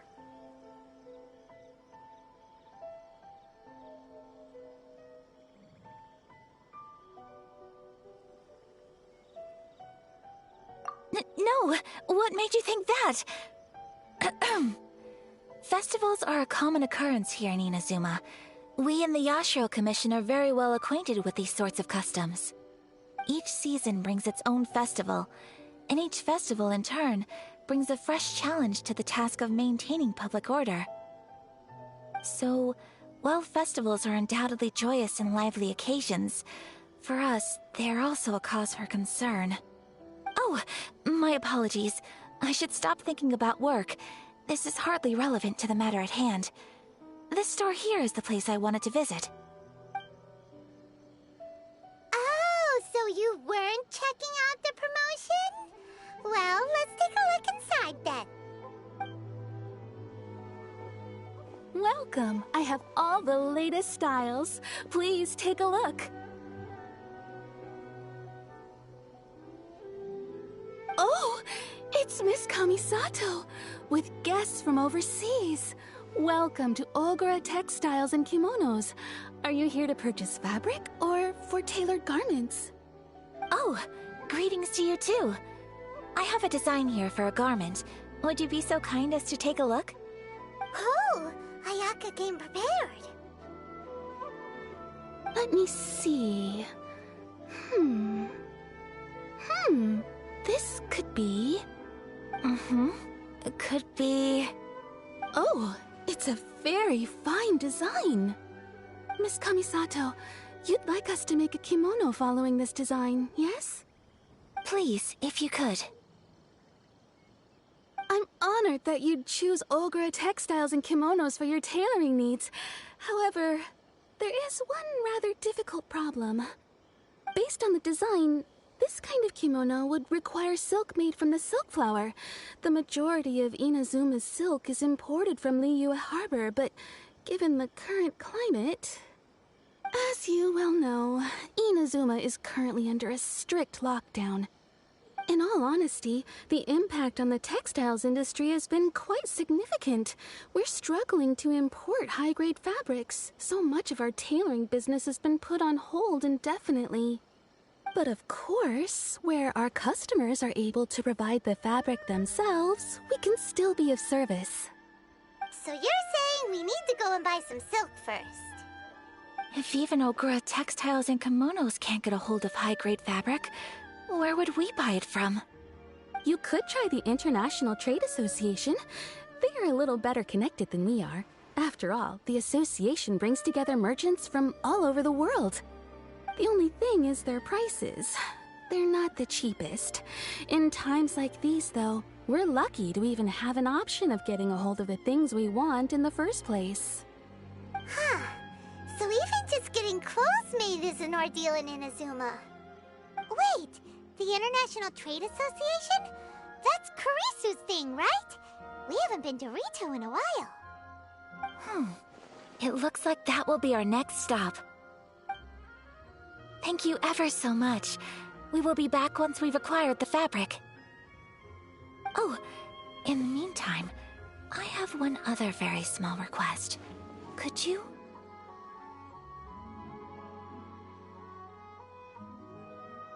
Why is she being so secretive all of a sudden?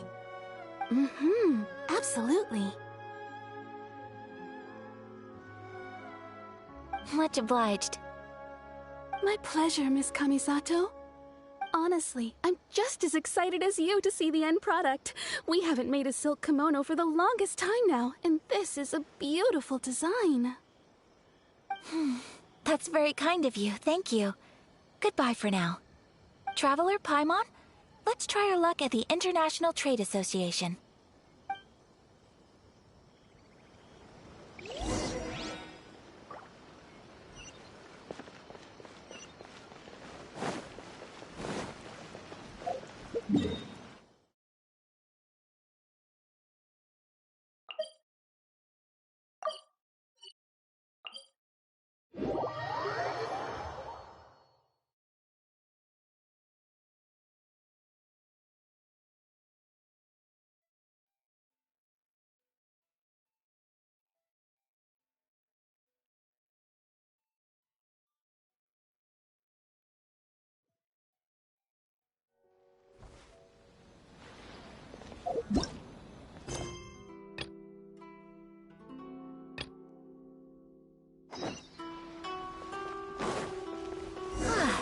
This is it.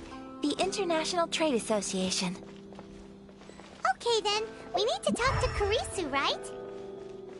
Huh, doesn't look like he's here. Let's look around.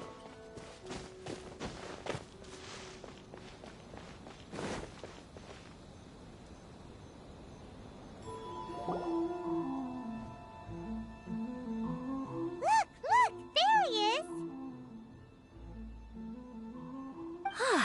Looks like we found him.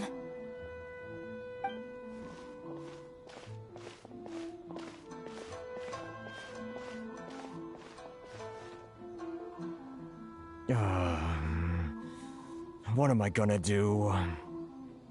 Mr. Kurisu, are you all right? Oh, you're Miss Ayaka from the Kamisato clan. How do you do? Better than you, it appears. And if it isn't the Traveler, I haven't seen you in a while.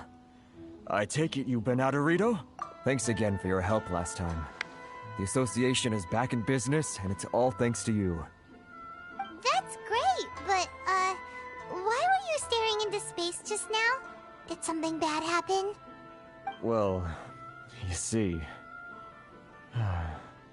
It's embarrassing to admit, but some of the association's goods have been stolen. by vagrants. Which goods were stolen? It was a batch of high-grade silk. Aww. We imported a big batch of silk from Liyue several years ago. It's been sitting in storage ever since. Recently, we heard that clothing stores in the city have more or less sold all their silk stocks. So we figured now would be a good time to bring our batch out of storage, thinking it'd probably fetch a good price. But then...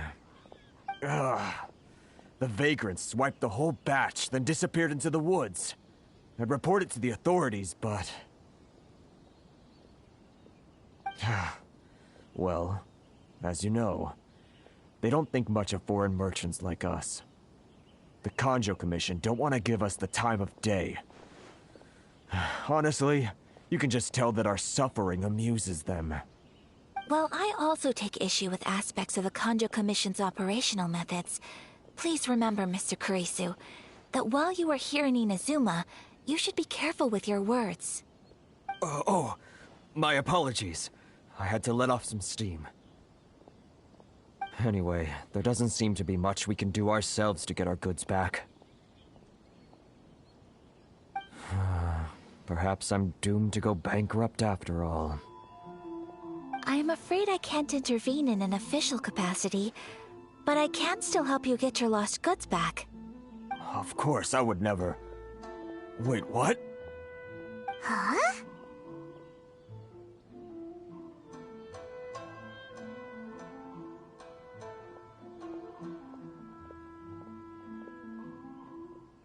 Yes, acting in my own capacity, mind you. Even then, there is no escaping the fact that my every action and word will be seen to reflect on the Yashiro Commission and the Kamisato clan. I do so not without reservation, so I hope that you will treat this matter as confidential. That aside, as I'm sure you're aware, I'm afraid that I won't always be able to help you in such circumstances. Given your position and that of the International Trade Association, please try to exercise more caution in the future. You do not want to incur further unnecessary losses. We will. We certainly will. But, are you sure this isn't gonna cause any issues for you? What if someone high up in the Kanjo Commission sees what you're doing and doesn't like it? You're a highly respected member of society. Surely putting your neck on the line for small-timers like me can't be worth the risk. Very humorous. Let's not forget that I am the eldest daughter of the Kamisato clan. I would be very surprised indeed if anybody in the Kanjo Commission felt that I was accountable to them for my actions. Whoa, that sent shivers down Paimon's spine! Does everyone from a powerful clan talk like that? Mr. Kurisu, I need to know the exact time and location of the theft, and anything that stood out about the perpetrator's appearance. Thank you so much. Let's see, it was 2 hours ago now, over at the,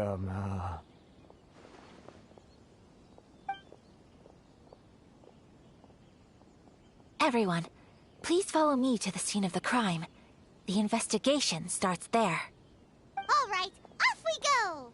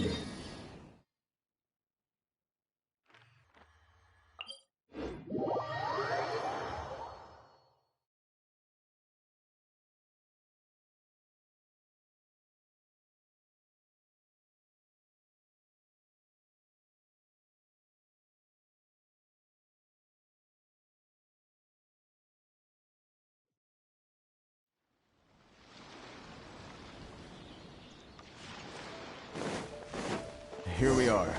This is where we were robbed. Hey, look on the ground. What are those? Huh? Footprints. Very deep ones at that. Leading towards the forest. Presumably, the depth suggests that they were carrying something heavy. Let's see where they lead.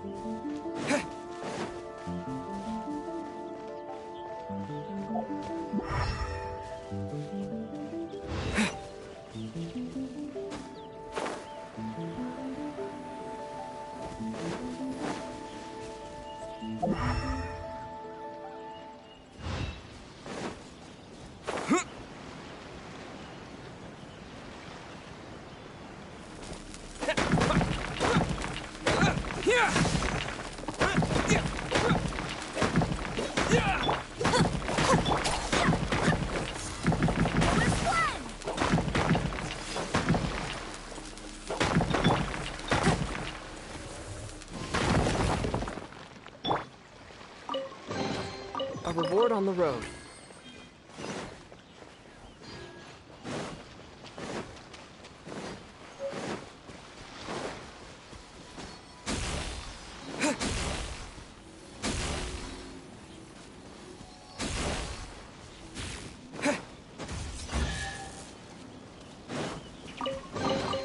A reward on the road.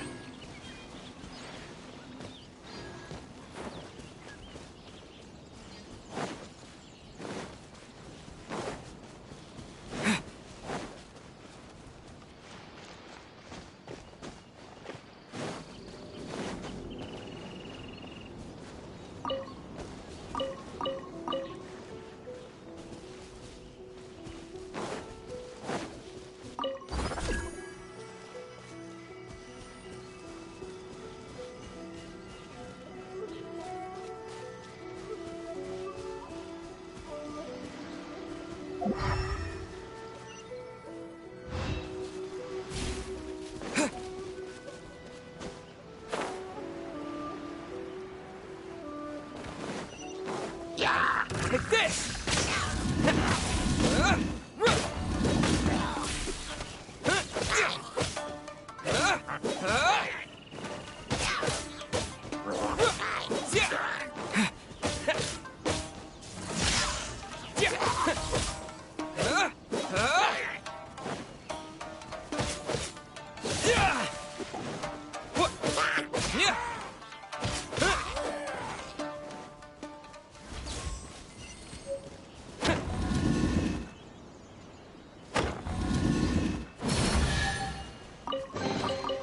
Is this an answer from this world?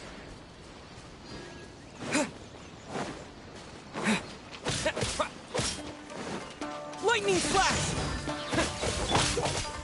Dissipate!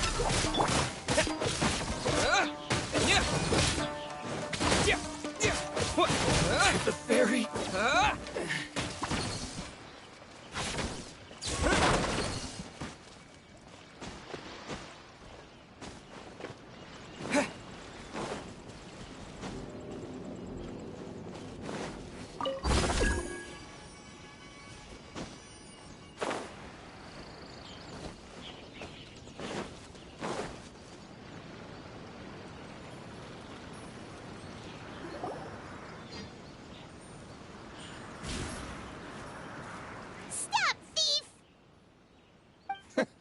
You think you can get your stuff back with this bunch? You must be dreaming. Why, you better hope you have the courage of your convictions. Why wouldn't I, old man? Answer me this. You're one of those Outlander merchants, right? You trade association types are worms, coming over to our land, leeching off our people. Who's gonna leap to your defense, huh? Tell me, who's gonna stick their neck out for the likes of you?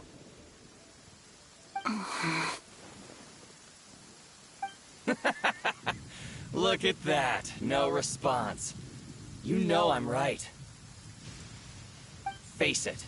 This is Inazuma. You've got no ties here. You're at the bottom of the pile. Can you really blame us for walking all over you? You are despicable. Hey! I just had an idea. Since you came all this way, how about we do some business? Business? Pay up, and you can take your fabric back. Sound good? If you ask me, it beats walking out of here with black eyes and a broken nose. You're just a big bully! What choice do I have? Wait. Mr. Kurisu, please do not pay any money to this man. But... I trust you remember our agreement? If you keep your lips firmly sealed, I too shall uphold my end of the deal. Oh, yes, of course. Then please stand well back where it is safe. Now, it is time for me to honor my word!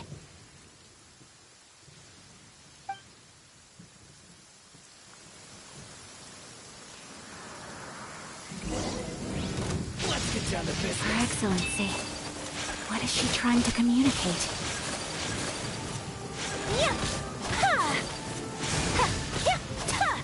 Take flight!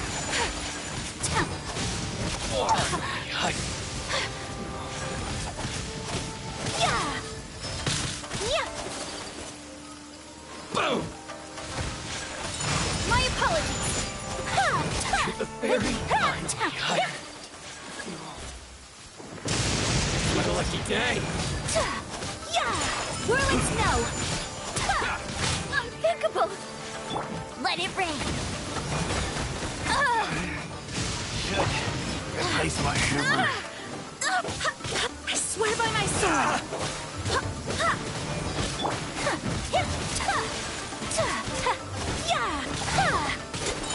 Take flight. Embrace the ice.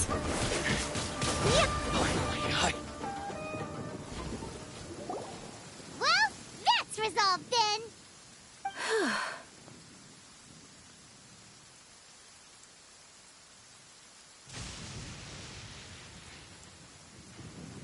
No, please, It was nothing.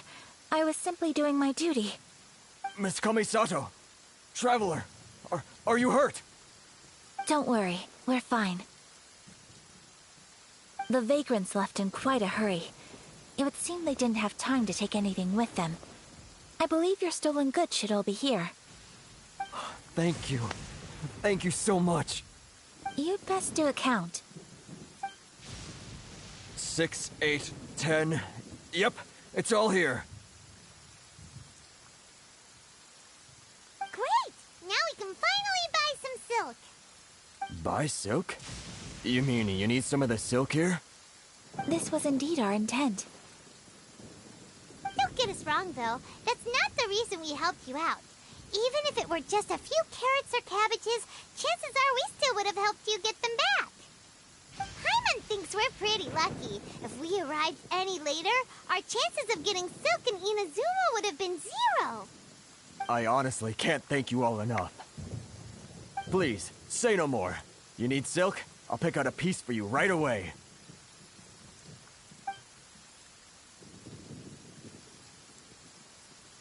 Thank you, good sir. How much do I owe you? Oh, it's free of charge. I could never ask you to pay after everything you've done for me. No, that will never do. Things cost what they cost, and what they cost is what I shall pay.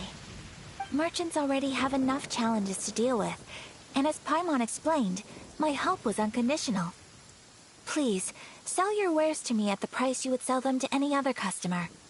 There is nothing to feel distressed about, because nothing, I repeat, nothing happened here in these— Thank you. I don't think I could ever repay you. You have helped me greatly, and I will never forget it. I'm afraid we must part ways. I must get these goods back to the Association.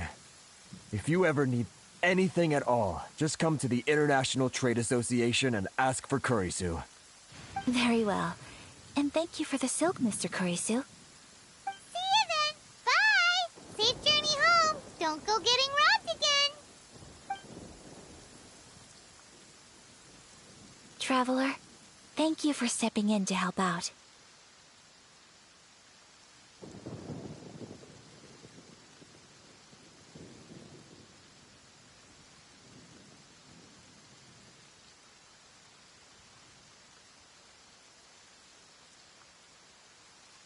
But how come those vagrants didn't seem to know who you were? They must move in completely different circles. Maybe they've never seen anyone from the Kamisato clan before. Perhaps. Either way, I'm glad they didn't recognize me.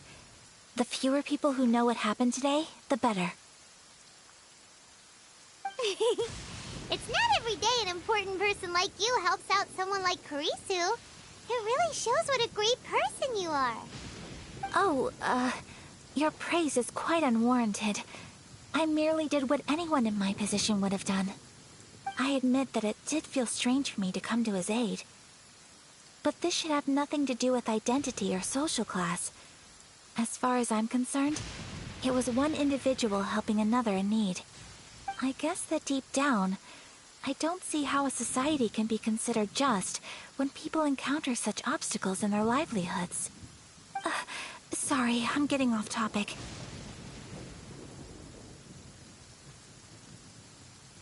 Right. Let's head back to Ogura Textiles and Kimonos and give our hard-won silk to the shopkeeper. Okay.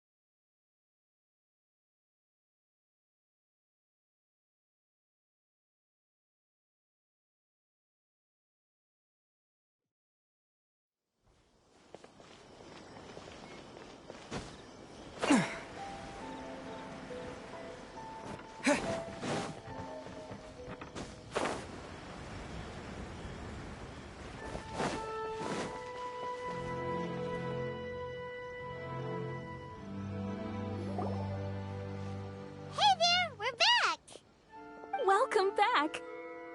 So, any luck at the International Trade Association? Did they have any silk in stock? Yes, they did. Here. Excellent news! So, apart from the silk, I think everything else I need I've got in store already. I just need to go and take stock of our materials. It won't take me a moment. I'll be right back.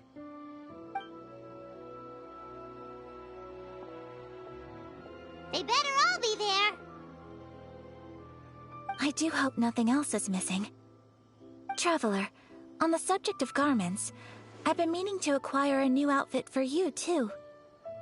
It's just, I wasn't sure how you'd feel about the idea of dressing in Inazuman attire.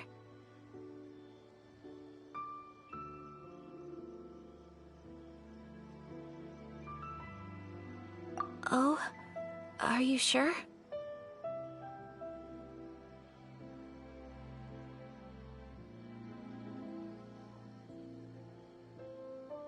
Is that so?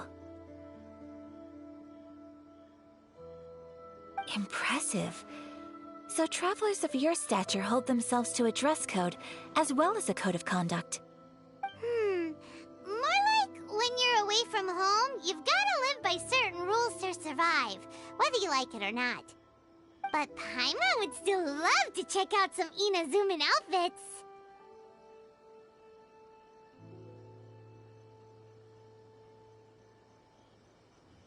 Just what is that supposed to mean? They make them in whatever size the customer asks for. Your interactions are so adorable to watch. I mean... Well, if you're sure, as you wish. Something else I've been wondering is, how do people in other nations dress? They sure do. Each nation has its own unique style. Traditional, fancy schmancy, casual, all very different, but each style is suited to its region. The study of clothing is a profound discipline, and I still have much to learn. When clothing becomes part of the expression of one's personality, even an extension of one's body, that is quite a wonderful thing. So I am not against dressing up. Far from it. Paimon agrees. You couldn't have put it any better. Paimon, you're so adorable that you could wear anything and it would look lovely on you. Wow! Paimon just got a compliment. Sorry to keep you waiting. I've checked my inventory. Thank you. Is there anything else you're missing? Fortunately not. I have all the materials I need. As for the size, would you like me to go by the dimensions given on the design? Yes, please. Understood. I'll get to work shortly. In total, that'll be this much. Here you go. Is it possible to treat this as an urgent order? Well, luckily, we don't have any other urgents at the moment, so I can begin work right away. It will still take me some time, though, so please come and collect it later. Until then, I'm sure you'll find somewhere nearby to pass the time. Good idea! Let's check out the whole area. We don't want to leave any loose ends. There will be no loose ends while you're in my company. I already decided where to go while we wait. For our next stop, I'd like to take you both for a meal. Food? Oh, Paimon likes this plan.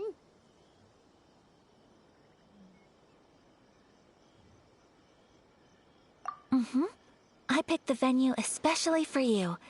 A humble local eatery called Kiminami Restaurant. I thought that the relaxed atmosphere there would suit our day much better than the prohibitively formal one of a high-end restaurant. Shall we head off? Yep. Paimon can't wait.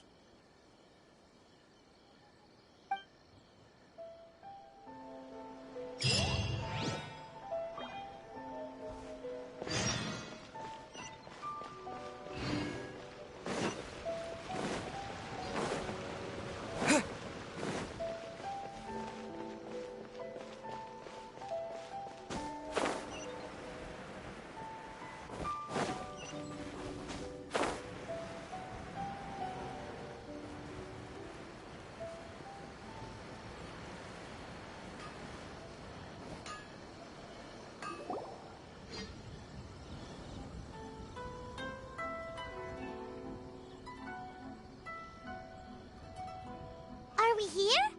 Ooh, it's one of those street-side places. Looks cute and cozy.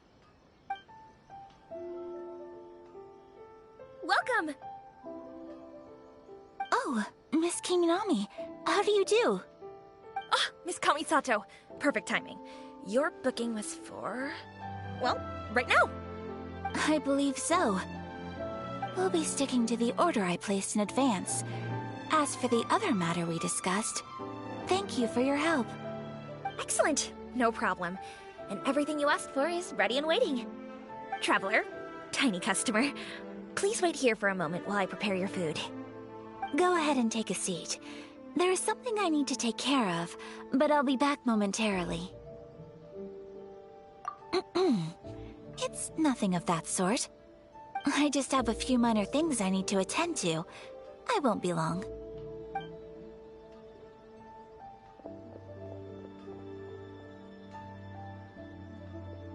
She sure left in a hurry. Whatever it is, it must be pretty urgent. So you two are Miss Kamisato's friends? Well, we serve all the classics. Sure, there are fancier looking places out there, but the food here speaks for itself. Hope you enjoy it. Over the years we've been in business, we've gotten to know the Kamisato clan quite well. Miss Kamisato and her brother are both fond of our food. They're always sending staff down here to order something and take it back to them. Her table booking surprised me, not least because it was a group reservation. This is the first time I've ever heard of Miss Kamisato going out for dinner with friends. The first time ever? Oh, Guess that makes us pretty important people, huh? Sure does. And I'm probably crossing the line here, but I'm just telling you what others have told me. Apparently, Miss Kamisato doesn't have a lot of friends. How is that possible? She's so kind and polite to everyone. Paimon would have thought that would make her really popular. That's what I used to think too. But it turns out the rules of social interaction are a bit more complicated than that. Nobody in the neighborhood has a bad word to say about her. They all say she's beautiful, elegant, graceful, not to mention that she belongs to one of the most illustrious clans in the land. In short, they see her as a model young lady. But that's just it. People look at her and they see a model of perfection, and they don't feel like that's something they can relate to. So the majority of kids from our ordinary families don't even try to talk to her. So you see, on paper, she sounds like a girl everyone would want to get to know. But in practice, she finds it difficult to make friends. Huh. Paimon never would have guessed.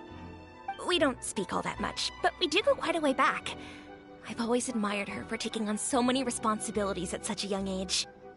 So it makes me really happy to see her here with friends today. Anyway, relax, enjoy your meal, and please, talk to her as much as possible. I know she'll appreciate it. Consider it a favor for the whole neighborhood. Look after her for us. Huh? That sounded like Ayaka!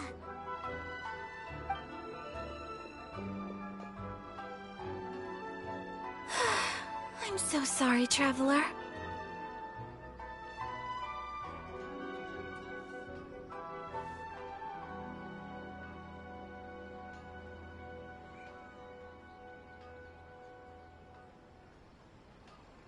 Could you join me over there for a minute?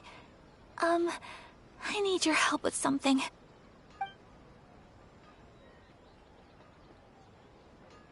I'm sorry. I didn't want to drag you away all of a sudden. I, just had a cooking catastrophe. Oh, so that loud noise we heard came from the cooking pot. As you can see, this house is right next to the restaurant. It's where the owner lives. Actually, this whole compound is the family's private property. I asked Miss Kiminami to prepare some ingredients and utensils for me, so that I could cook a special dish here. Right. If there's something you want to eat, you could just order it from the menu. Actually, I wanted to cook something as a gift for Tsubaki. My mother mentioned in her notebook that Tsubaki enjoys food from all over the world. So I thought, if I'm going to meet Tsubaki, perhaps a dish from overseas would make a fitting gift. A dish from overseas? So anything from outside Inazuma counts, right? If so, then we've got lots of options, don't we? That's what I was thinking. You must have picked up a lot of knowledge about different cultures on your travels, hopefully including regional cuisines. Can I leave you to finish this task then? Just as a personal favor. Is that okay? I'll be indebted to you. Great.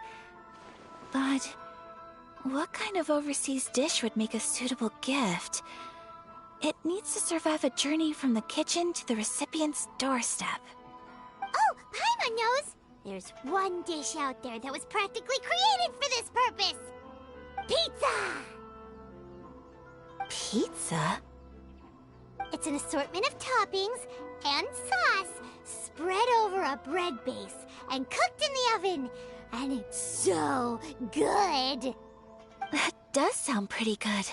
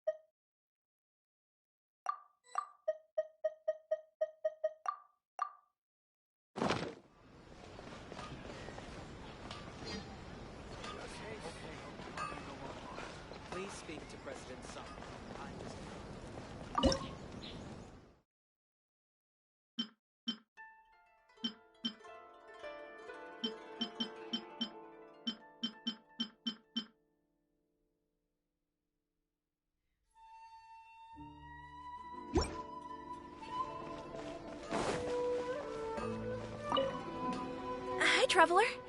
So strange to see Ayaka looking flustered. Whatever it is, I hope things will be alright.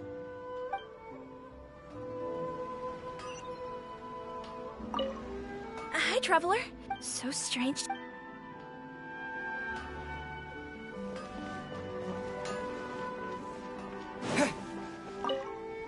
Is the pizza ready?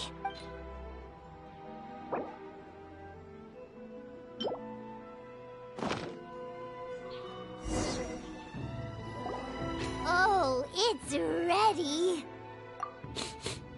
It smells delicious. You're an excellent cook, Traveler. I would love to be able to master dishes from all over the world. Well, all you need to learn is a recipe. We can bring you some more recipes in the future if you like. Great. I look forward to learning from your culinary expertise. How are you all doing? Whoa, is this... Miss Kamisato, this must be the dish you were talking about. Yes, an overseas dish cooked by the Traveler. Could I trouble you to package it for me? Sure, no problem. Oh, it smells good. I bet it tastes amazing. Oh, now I really want to put something like this on our menu. Want us to teach you how to make it? Oh, could you?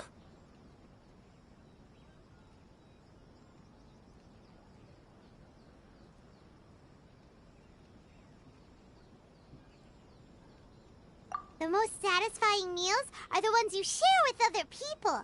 So Paimon thinks that our friends in Mondstadt wouldn't mind us sharing this dish with Inazuma. Really? That's great. I've always wanted to learn how to cook some international dishes. If you can write down a recipe for me, I'll add it to our menu and put a promotion where everyone will see it. Since we've become a closed nation, people haven't had the chance to try anything new. Traveler, you're the best! I'll go pack up this dish for Miss Kamisato. Please, make your way back to the restaurant whenever you're ready. The food will be waiting for you.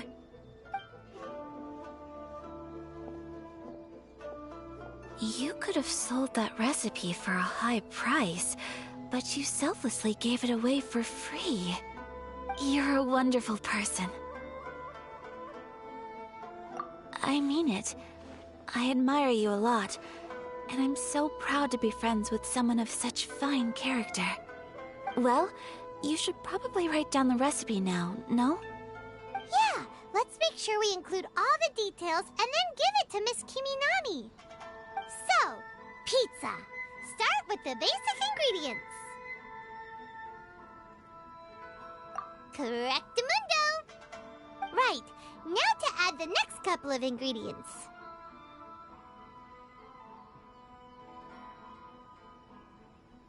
Yep, that's right. Now for the cooking instructions. Place onto oven rack at high heat and cooked until golden brown. Alright, it's done! Long may our reputations and our recipes precede us wherever we go in Inazuma. I have no doubt that they will. This dish is exquisite. Cool! Then let's get this recipe to Miss Kiminami pronto!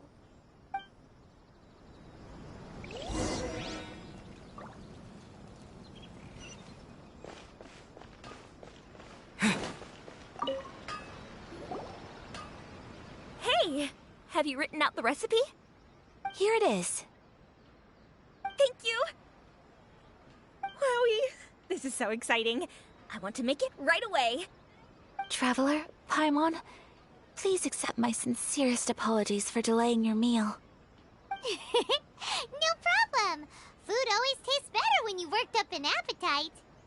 All right, let's dig in before it gets cold. Well, what do you think?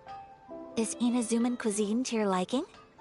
It's amazing! Paimon loved this one! Oh, and especially that one over there!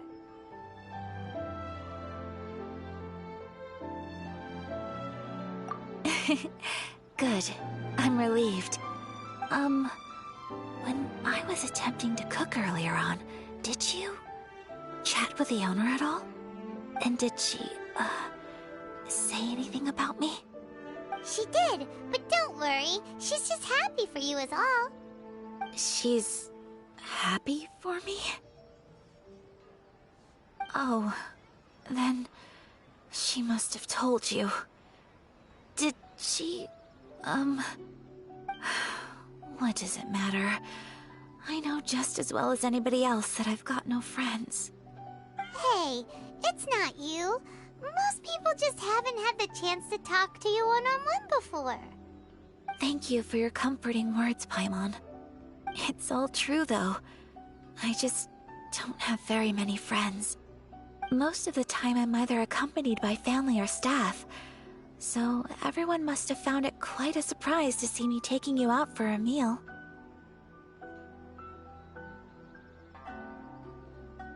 Exactly! You got at least 2 friends right here. Aw. Thank you. That makes me so happy. Excuse me. I'm forgetting myself. Hey now, expressing your feelings is the right thing to do. Keeping them locked away inside isn't gonna do you any good now, is it? I agree. So, I just want to say how happy I feel that you both see me as a true friend. Of course we do. That's always been our style. If someone's nice to us, we're nice to them too. Friendship can go a long way. Take your mom, for example. She wrote about Tsubaki in her notebook, and now it's made you want to find them too. Yes. I think friendship is an extremely precious thing, and ours is one that I will always treasure. While we're on the topic though, who is this Tsubaki person anyway?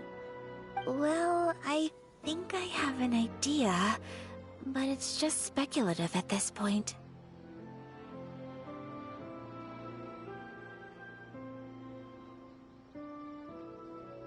I think that Tsubaki might be a fox envoy.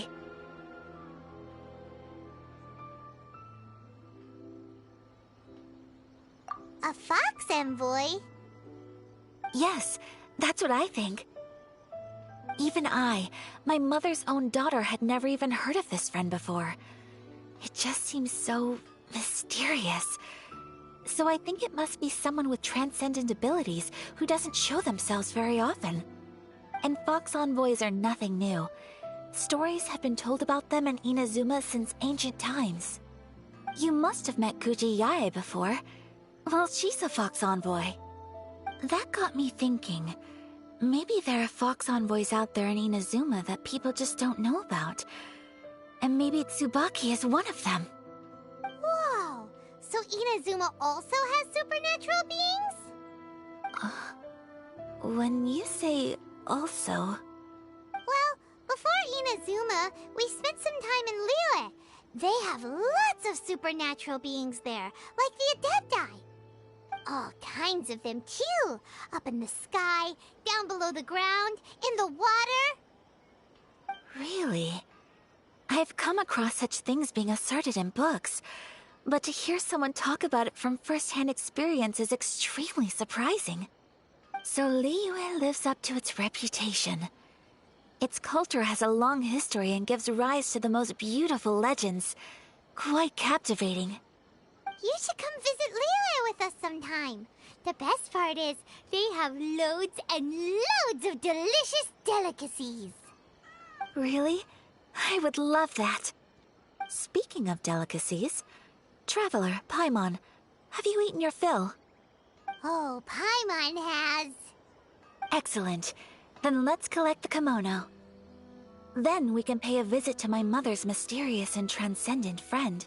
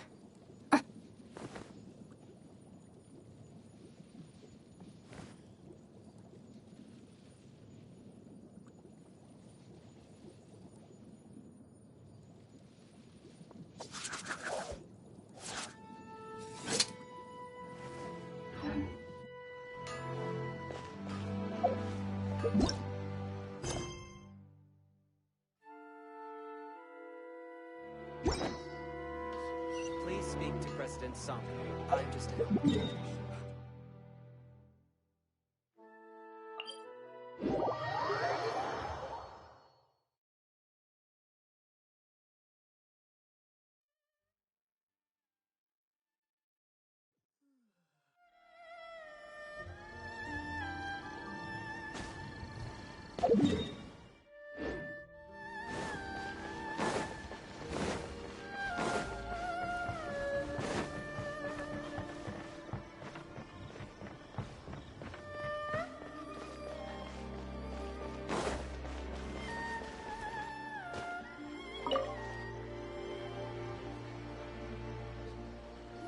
Your garment is ready, Miss Kamisato. I've folded and packaged it for you. Oh, and the other item we discussed? That's ready too. Thank you very much. No, thank you. It is a beautiful piece of clothing, and it was a pleasure to work on. See you again next time.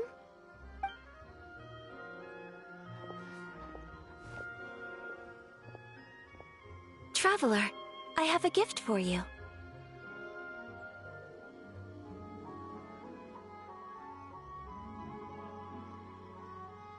Whoa, looks super fancy. Is that for wearing in your hair? It's a hairpin in the style of a white heron. As well as a hair accessory, you can also use it as an ornament. I couldn't ask for your help and offer nothing at all in return, so this is my gift to you.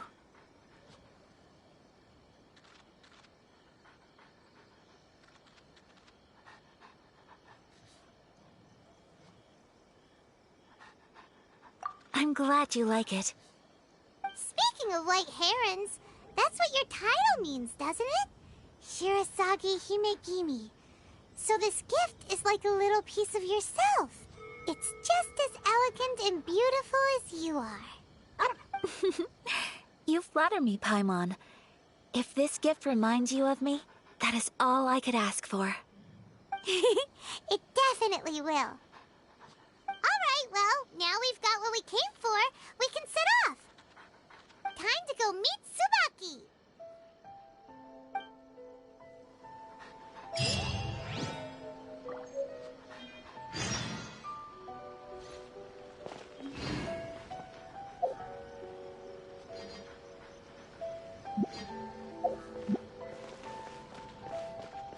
Welcome to Netsuke no Gen Crafts.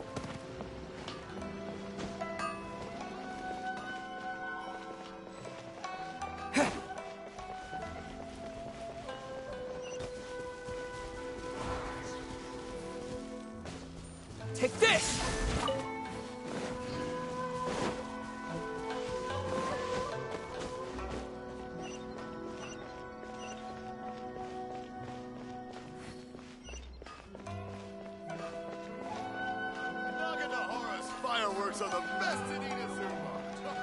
Is to have the patience to move mountains and unrelenting willpower.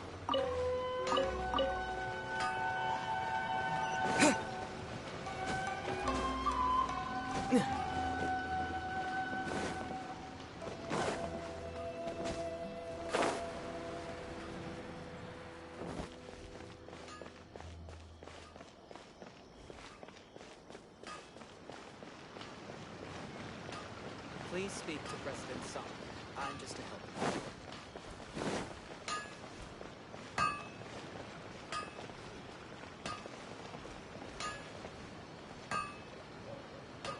Okay.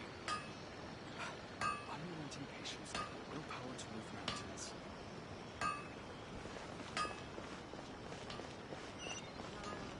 Naganohara's fireworks are the best in Inazuma! Is to have the patience to move mountains and unrelenting willpower.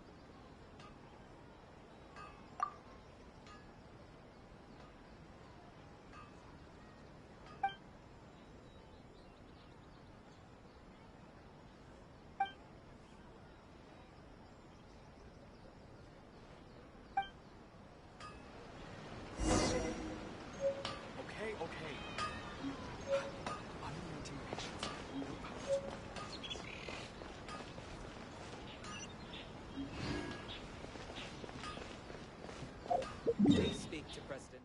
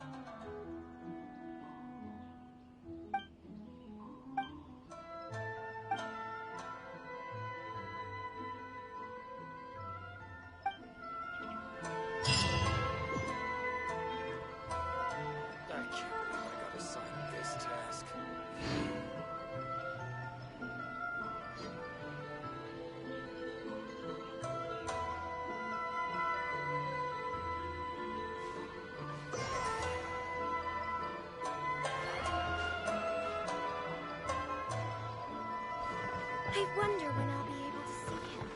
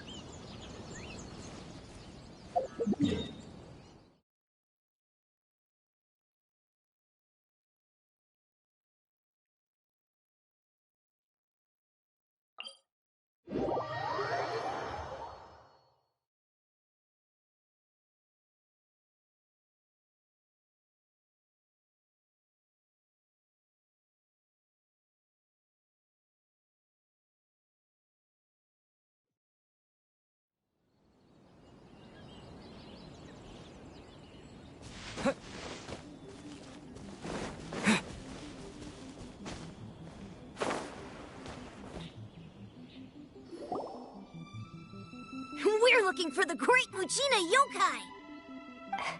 Do you know where it lives? Great Mujina Yokai? What's that? Huh? You've never heard of it? It's a sneaky monster that goes around playing tricks on people. It's got magic powers and can even shapeshift into anything it wants.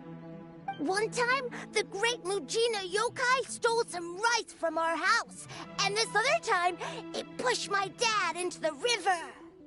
Sounds like a very naughty little monster. 'Cause we finally found out how to chase it away. My dad said that the Great Mujina Yokai likes to play tricks on people who stay out all the time and don't come home when they're supposed to. So all we need to do is chase it away. Then we can come out and play whenever we want. This monster sounds scary, though. Aren't you guys afraid? Surely your parents must be worried about you. Oh, not really. I told my dad that I was gonna find the Great Mujina Yokai with some friends, and he didn't even say anything. So we think it must be weak right now. It's probably hiding away so it can rest. Yeah, so as long as we get home before it gets its strength back, we'll be safe. Something sounds very strange about all this, but Paimon can't say exactly what it is.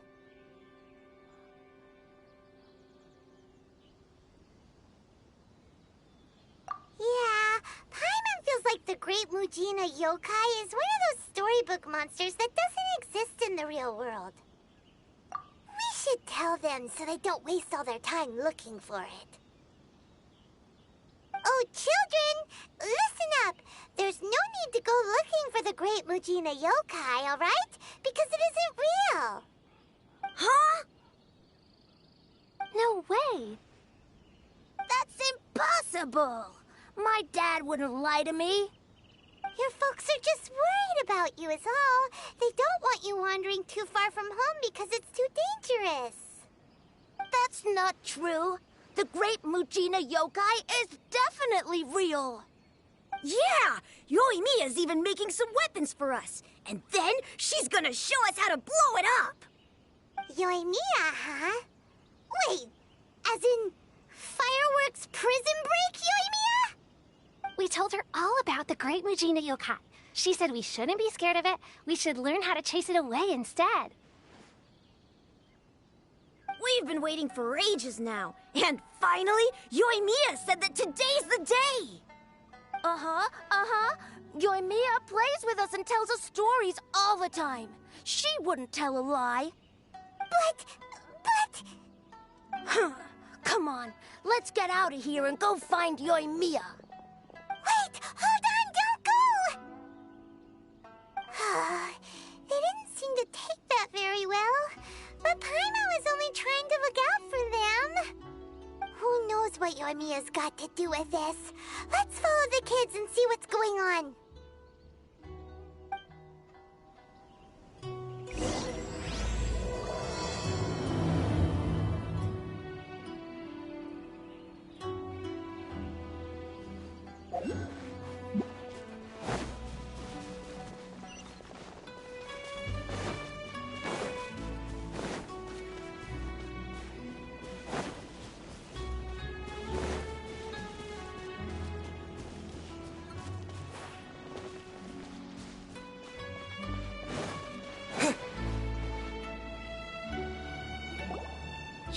Guys, don't be so down. He was only joking back there. How could the Great Mujina Yokai not exist, huh? But we've never seen it for ourselves. That's because the Great Mujina Yokai is extra powerful. And that's exactly why I need your help, isn't it? It's okay. Don't be discouraged. Hey, remember, if you want to be a hero, you gotta have patience. And wisdom, too. Even if you can't find it right now, it'll definitely show up before the fireworks show starts. So, remember to come and pick up your weapons from me before then, okay? No matter how powerful the Great Mujina Yokai might be, it's no match for my specially made fireworks. Just light them up and you'll scare it off no problem. It's up to you guys to protect your homes, your crops, and your folks. Got it. Thanks, Miss Yoimiya. We'll try and be more patient. Oh, yeah. Hold up a sec. I have a few slips of paper for you guys. One each. Remember to give it to your parents and tell them to keep it safe. Just tell them it's from Yoimiya. They'll know what it's about. Okay. Thank you, Yoimiya. We're gonna go back now. Oh, thanks, Yoimiya. Come play with us soon. Sure thing. Will do. Take care on the way back, and I'll see you later.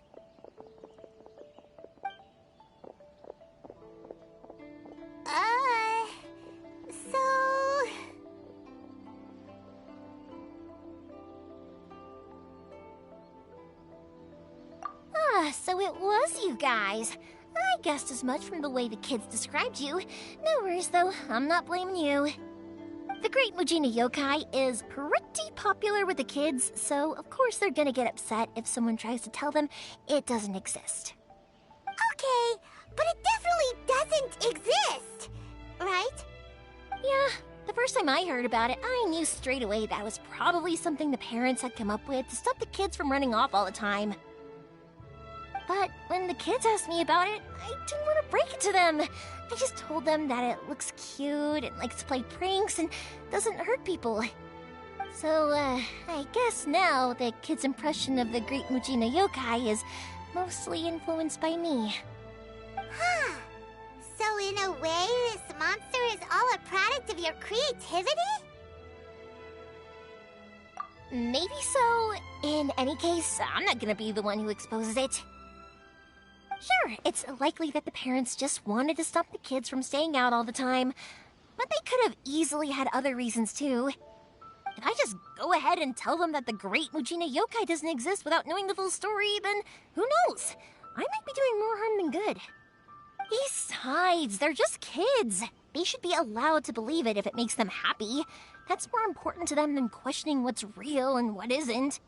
Heck, I entertain my fair share of fantasies too. The fire diamond that spins around and shoots out lights that are all the colors of the rainbow. Ooh, the mist spirits that live far off in the mountains and guide you to fairyland if you can find them. I know that they don't really exist, but I still enjoy believing in them. If someone came up to me and started telling me to stop being so stupid, they don't exist, I'd give them the evil eyes and tell them to get the heck out of my face because it's just so annoying. Right? So what if it's made up? It's also really awesome and kind of magical. So it's not up to anyone else to tell me what's what. The things we believed and the experiences we had when we were young turn into our priceless treasures as we grow up. When you were kids, surely you guys believed in things like heroes who slew dragons and sacred swords that cut through darkness. It's the same thing. If we tear apart these kids' fairy tales now, what else do we have to tell them? That Inazuma's locked down? All the grim tales of the Vision Hunt decree? I think it's a bit too early for all of that. Yeah! Oh, way too early. For sure. Whether you understood me or not, don't you worry. I'll take care of the kids and make sure they stay safe. Okay, it's about time I headed back. The Naganohara fireworks show is just around the corner, and there's still a lot of things to get ready. Naganohara fireworks show? Is that hosted by your family or something? Well, yeah. I mean, that's why our name is on the event. It's well known throughout Inazuma. Oh, on the subject, Are you busy these days? If not, then you should totally come along. I'll prepare an extra pretty firework just for you. In that case, come with me to Naganahara. We'll go see my boss. There's still a few fireworks to finish off before the show. Inazuma is home to the Yai Publishing House, and a lot of people who like to write stories too. In fact, most of what they write is based off of the kinds of fairy tales I was just talking about. A lot of them have bad endings though, like the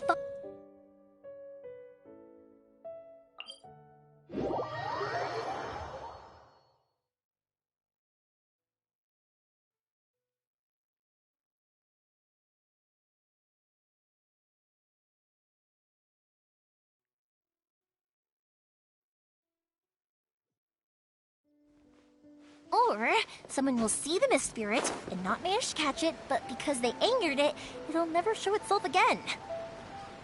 The hero who slays the dragon becomes the next dragon. The sacred sword that once fought the darkness. Yep.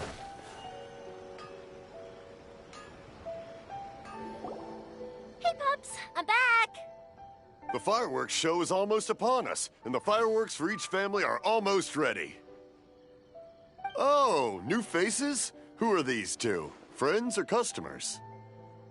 A bit of both, actually. They arrived in Inazuma just recently. Can't let them miss out on a fireworks show after coming all this way, can we? Well, either way, come on in and have a seat. And I, Naganahara Ryunosuke, will tell you all about the long history of the Naganaharas. That can wait. Pops, I need to ask you about something. A long, long time ago. Pops has started telling his stories again.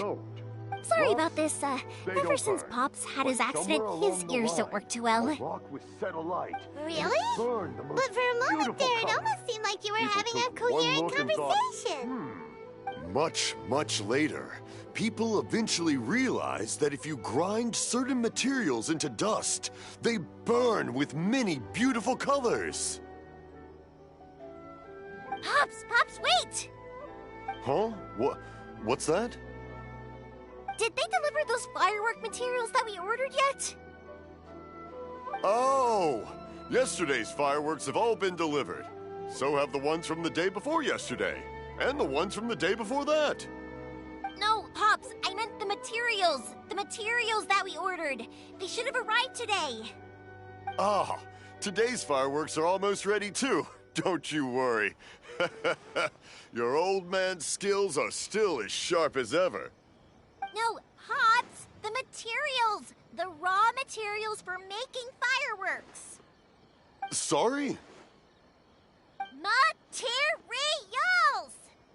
Oh, the materials! Yes, the materials!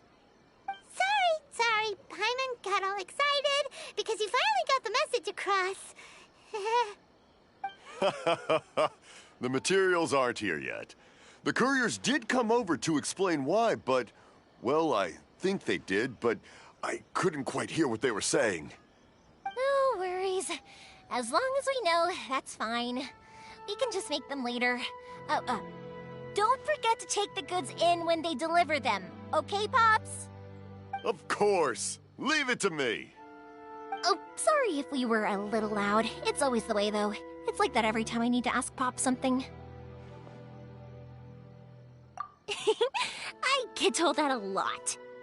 Because my Pops is deaf, he never argues with anyone and never contradicts them. He just listens cheerfully. When I was little, I thought it was because he really understood me and agreed with whatever I had to say. So, I'd tell my Pops everything. Eventually, I realized that the reason he was like that was that he's deaf. But I still tell him stories every day. Huh? Why would you do that? It just makes me happy to see him smile, and it keeps him from being lonely, right? Anyway, more importantly right now, the fireworks show is right around the corner and the materials still haven't arrived. We need to think of an alternative. Yoimiya? Is that you? Ah! Oh, you scared me there! I thought I told you to be more careful before you speak. Sorry. Hold on. I'm coming over.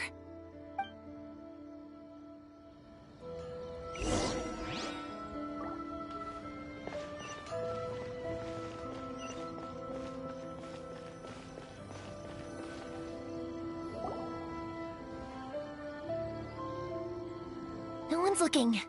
Okay, you can come out now. Come around the side. We're lucky that no one from the Tenryo Commission was around. Otherwise, we'd all be in big trouble. Sorry, I guess I was a little rash, but when I heard you come back, I just... Don't worry, Sakujiro. So far, at least, everything is going according to plan. We're going to look for firework materials shortly. While we're out, we'll sort out the boat situation for you, as promised. Thank you for all your help.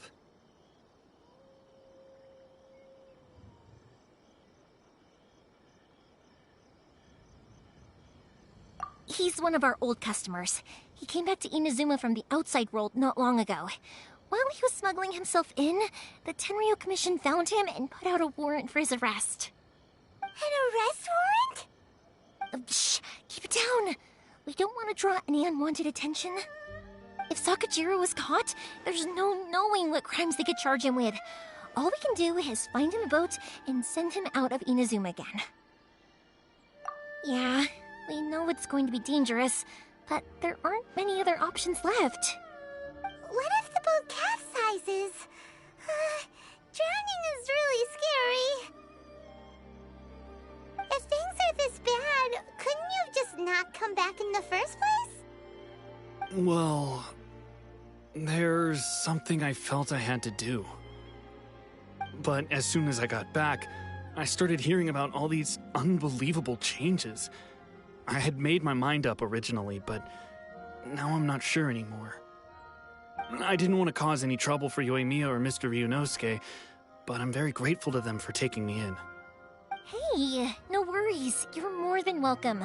Remember what I said?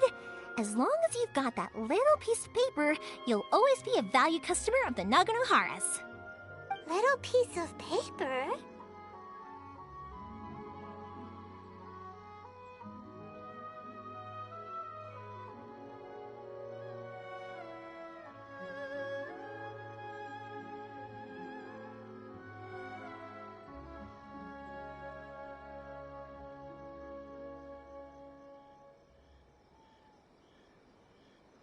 Yep, the same paper slips as the one I gave to the kids earlier.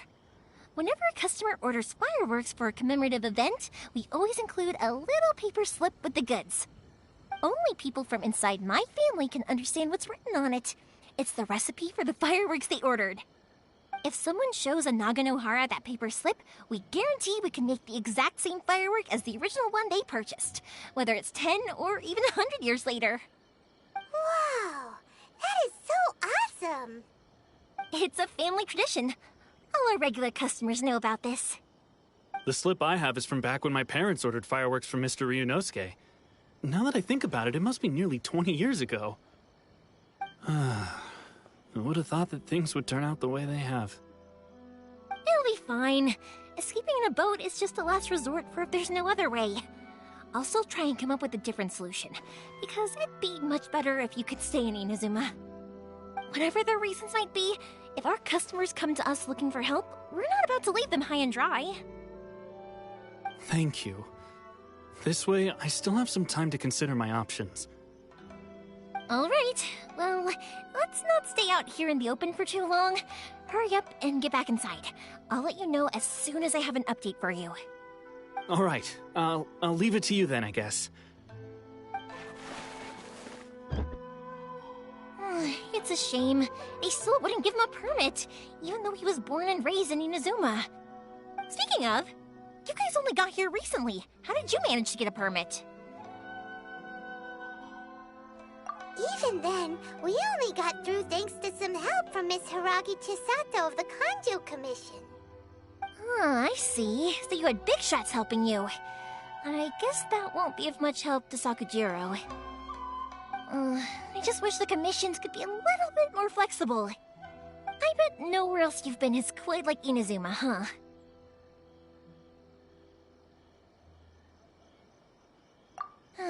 Well, no matter what, I have to find a way to help him. I'm sorry. I invited you to come watch the fireworks, but now I have to run a few errands. You don't have to join me if you don't want to. I can go sort out the firework materials in the boat by myself, and then you can come meet me back at the house later.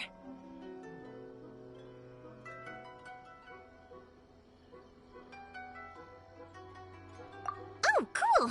Then let's start with Sakajiro's boat. We can chat along the way. Oh yeah! If it's fine with you, can I ask how you two first met? He saved me from drowning this one time, and after that, we started traveling together. Why do you ask? Nothing. I'm just quite envious of your relationship. If my pops had a person like you around, his being deaf wouldn't hold things up all the time. Why do you look so excited? Because... You said person, and not floating child, or mascot!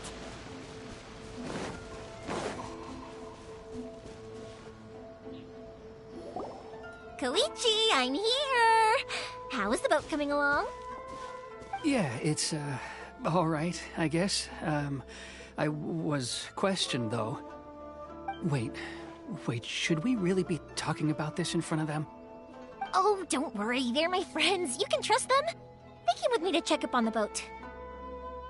Yeah, you could say we're all in the same boat here! Oh, I see.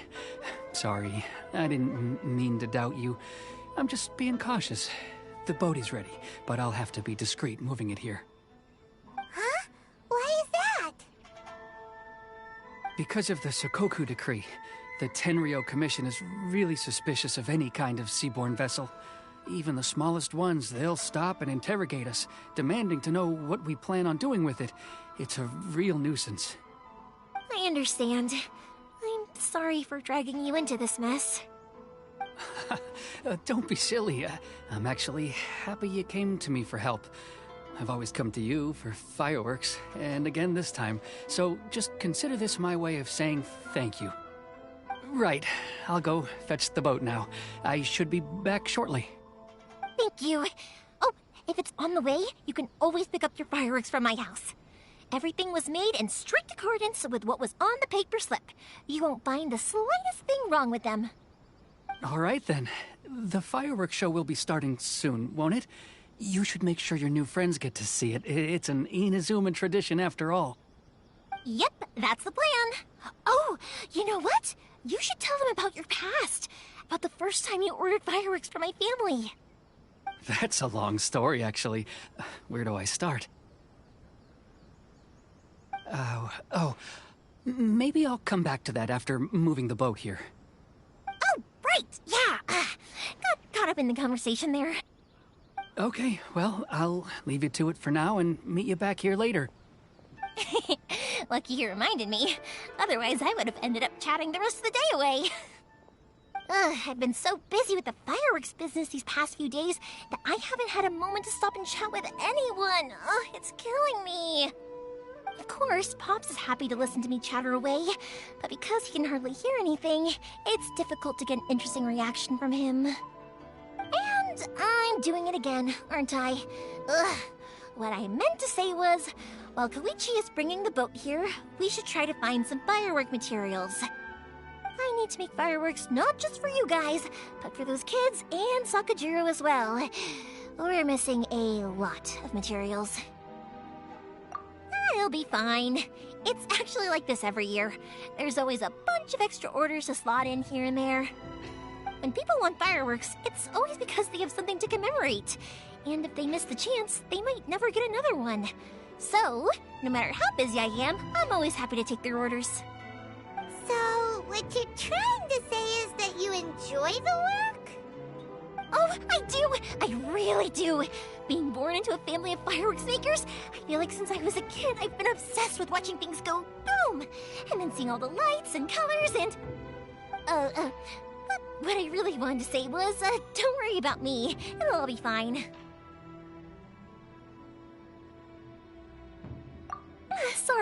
Sorry. It's just that good conversation can be as fleeting as fireworks sometimes, you know? So, when I'm in the mood and I've got a lot to say, I just have to get all out there in one go and leave no regrets. Let's head to the city. I think I'll try my luck with some people that I know. Question! Doesn't it hurt your voice talking all the time? It can get uncomfortable, I guess, but what else would I be using my voice for? Huh. You kinda have a point.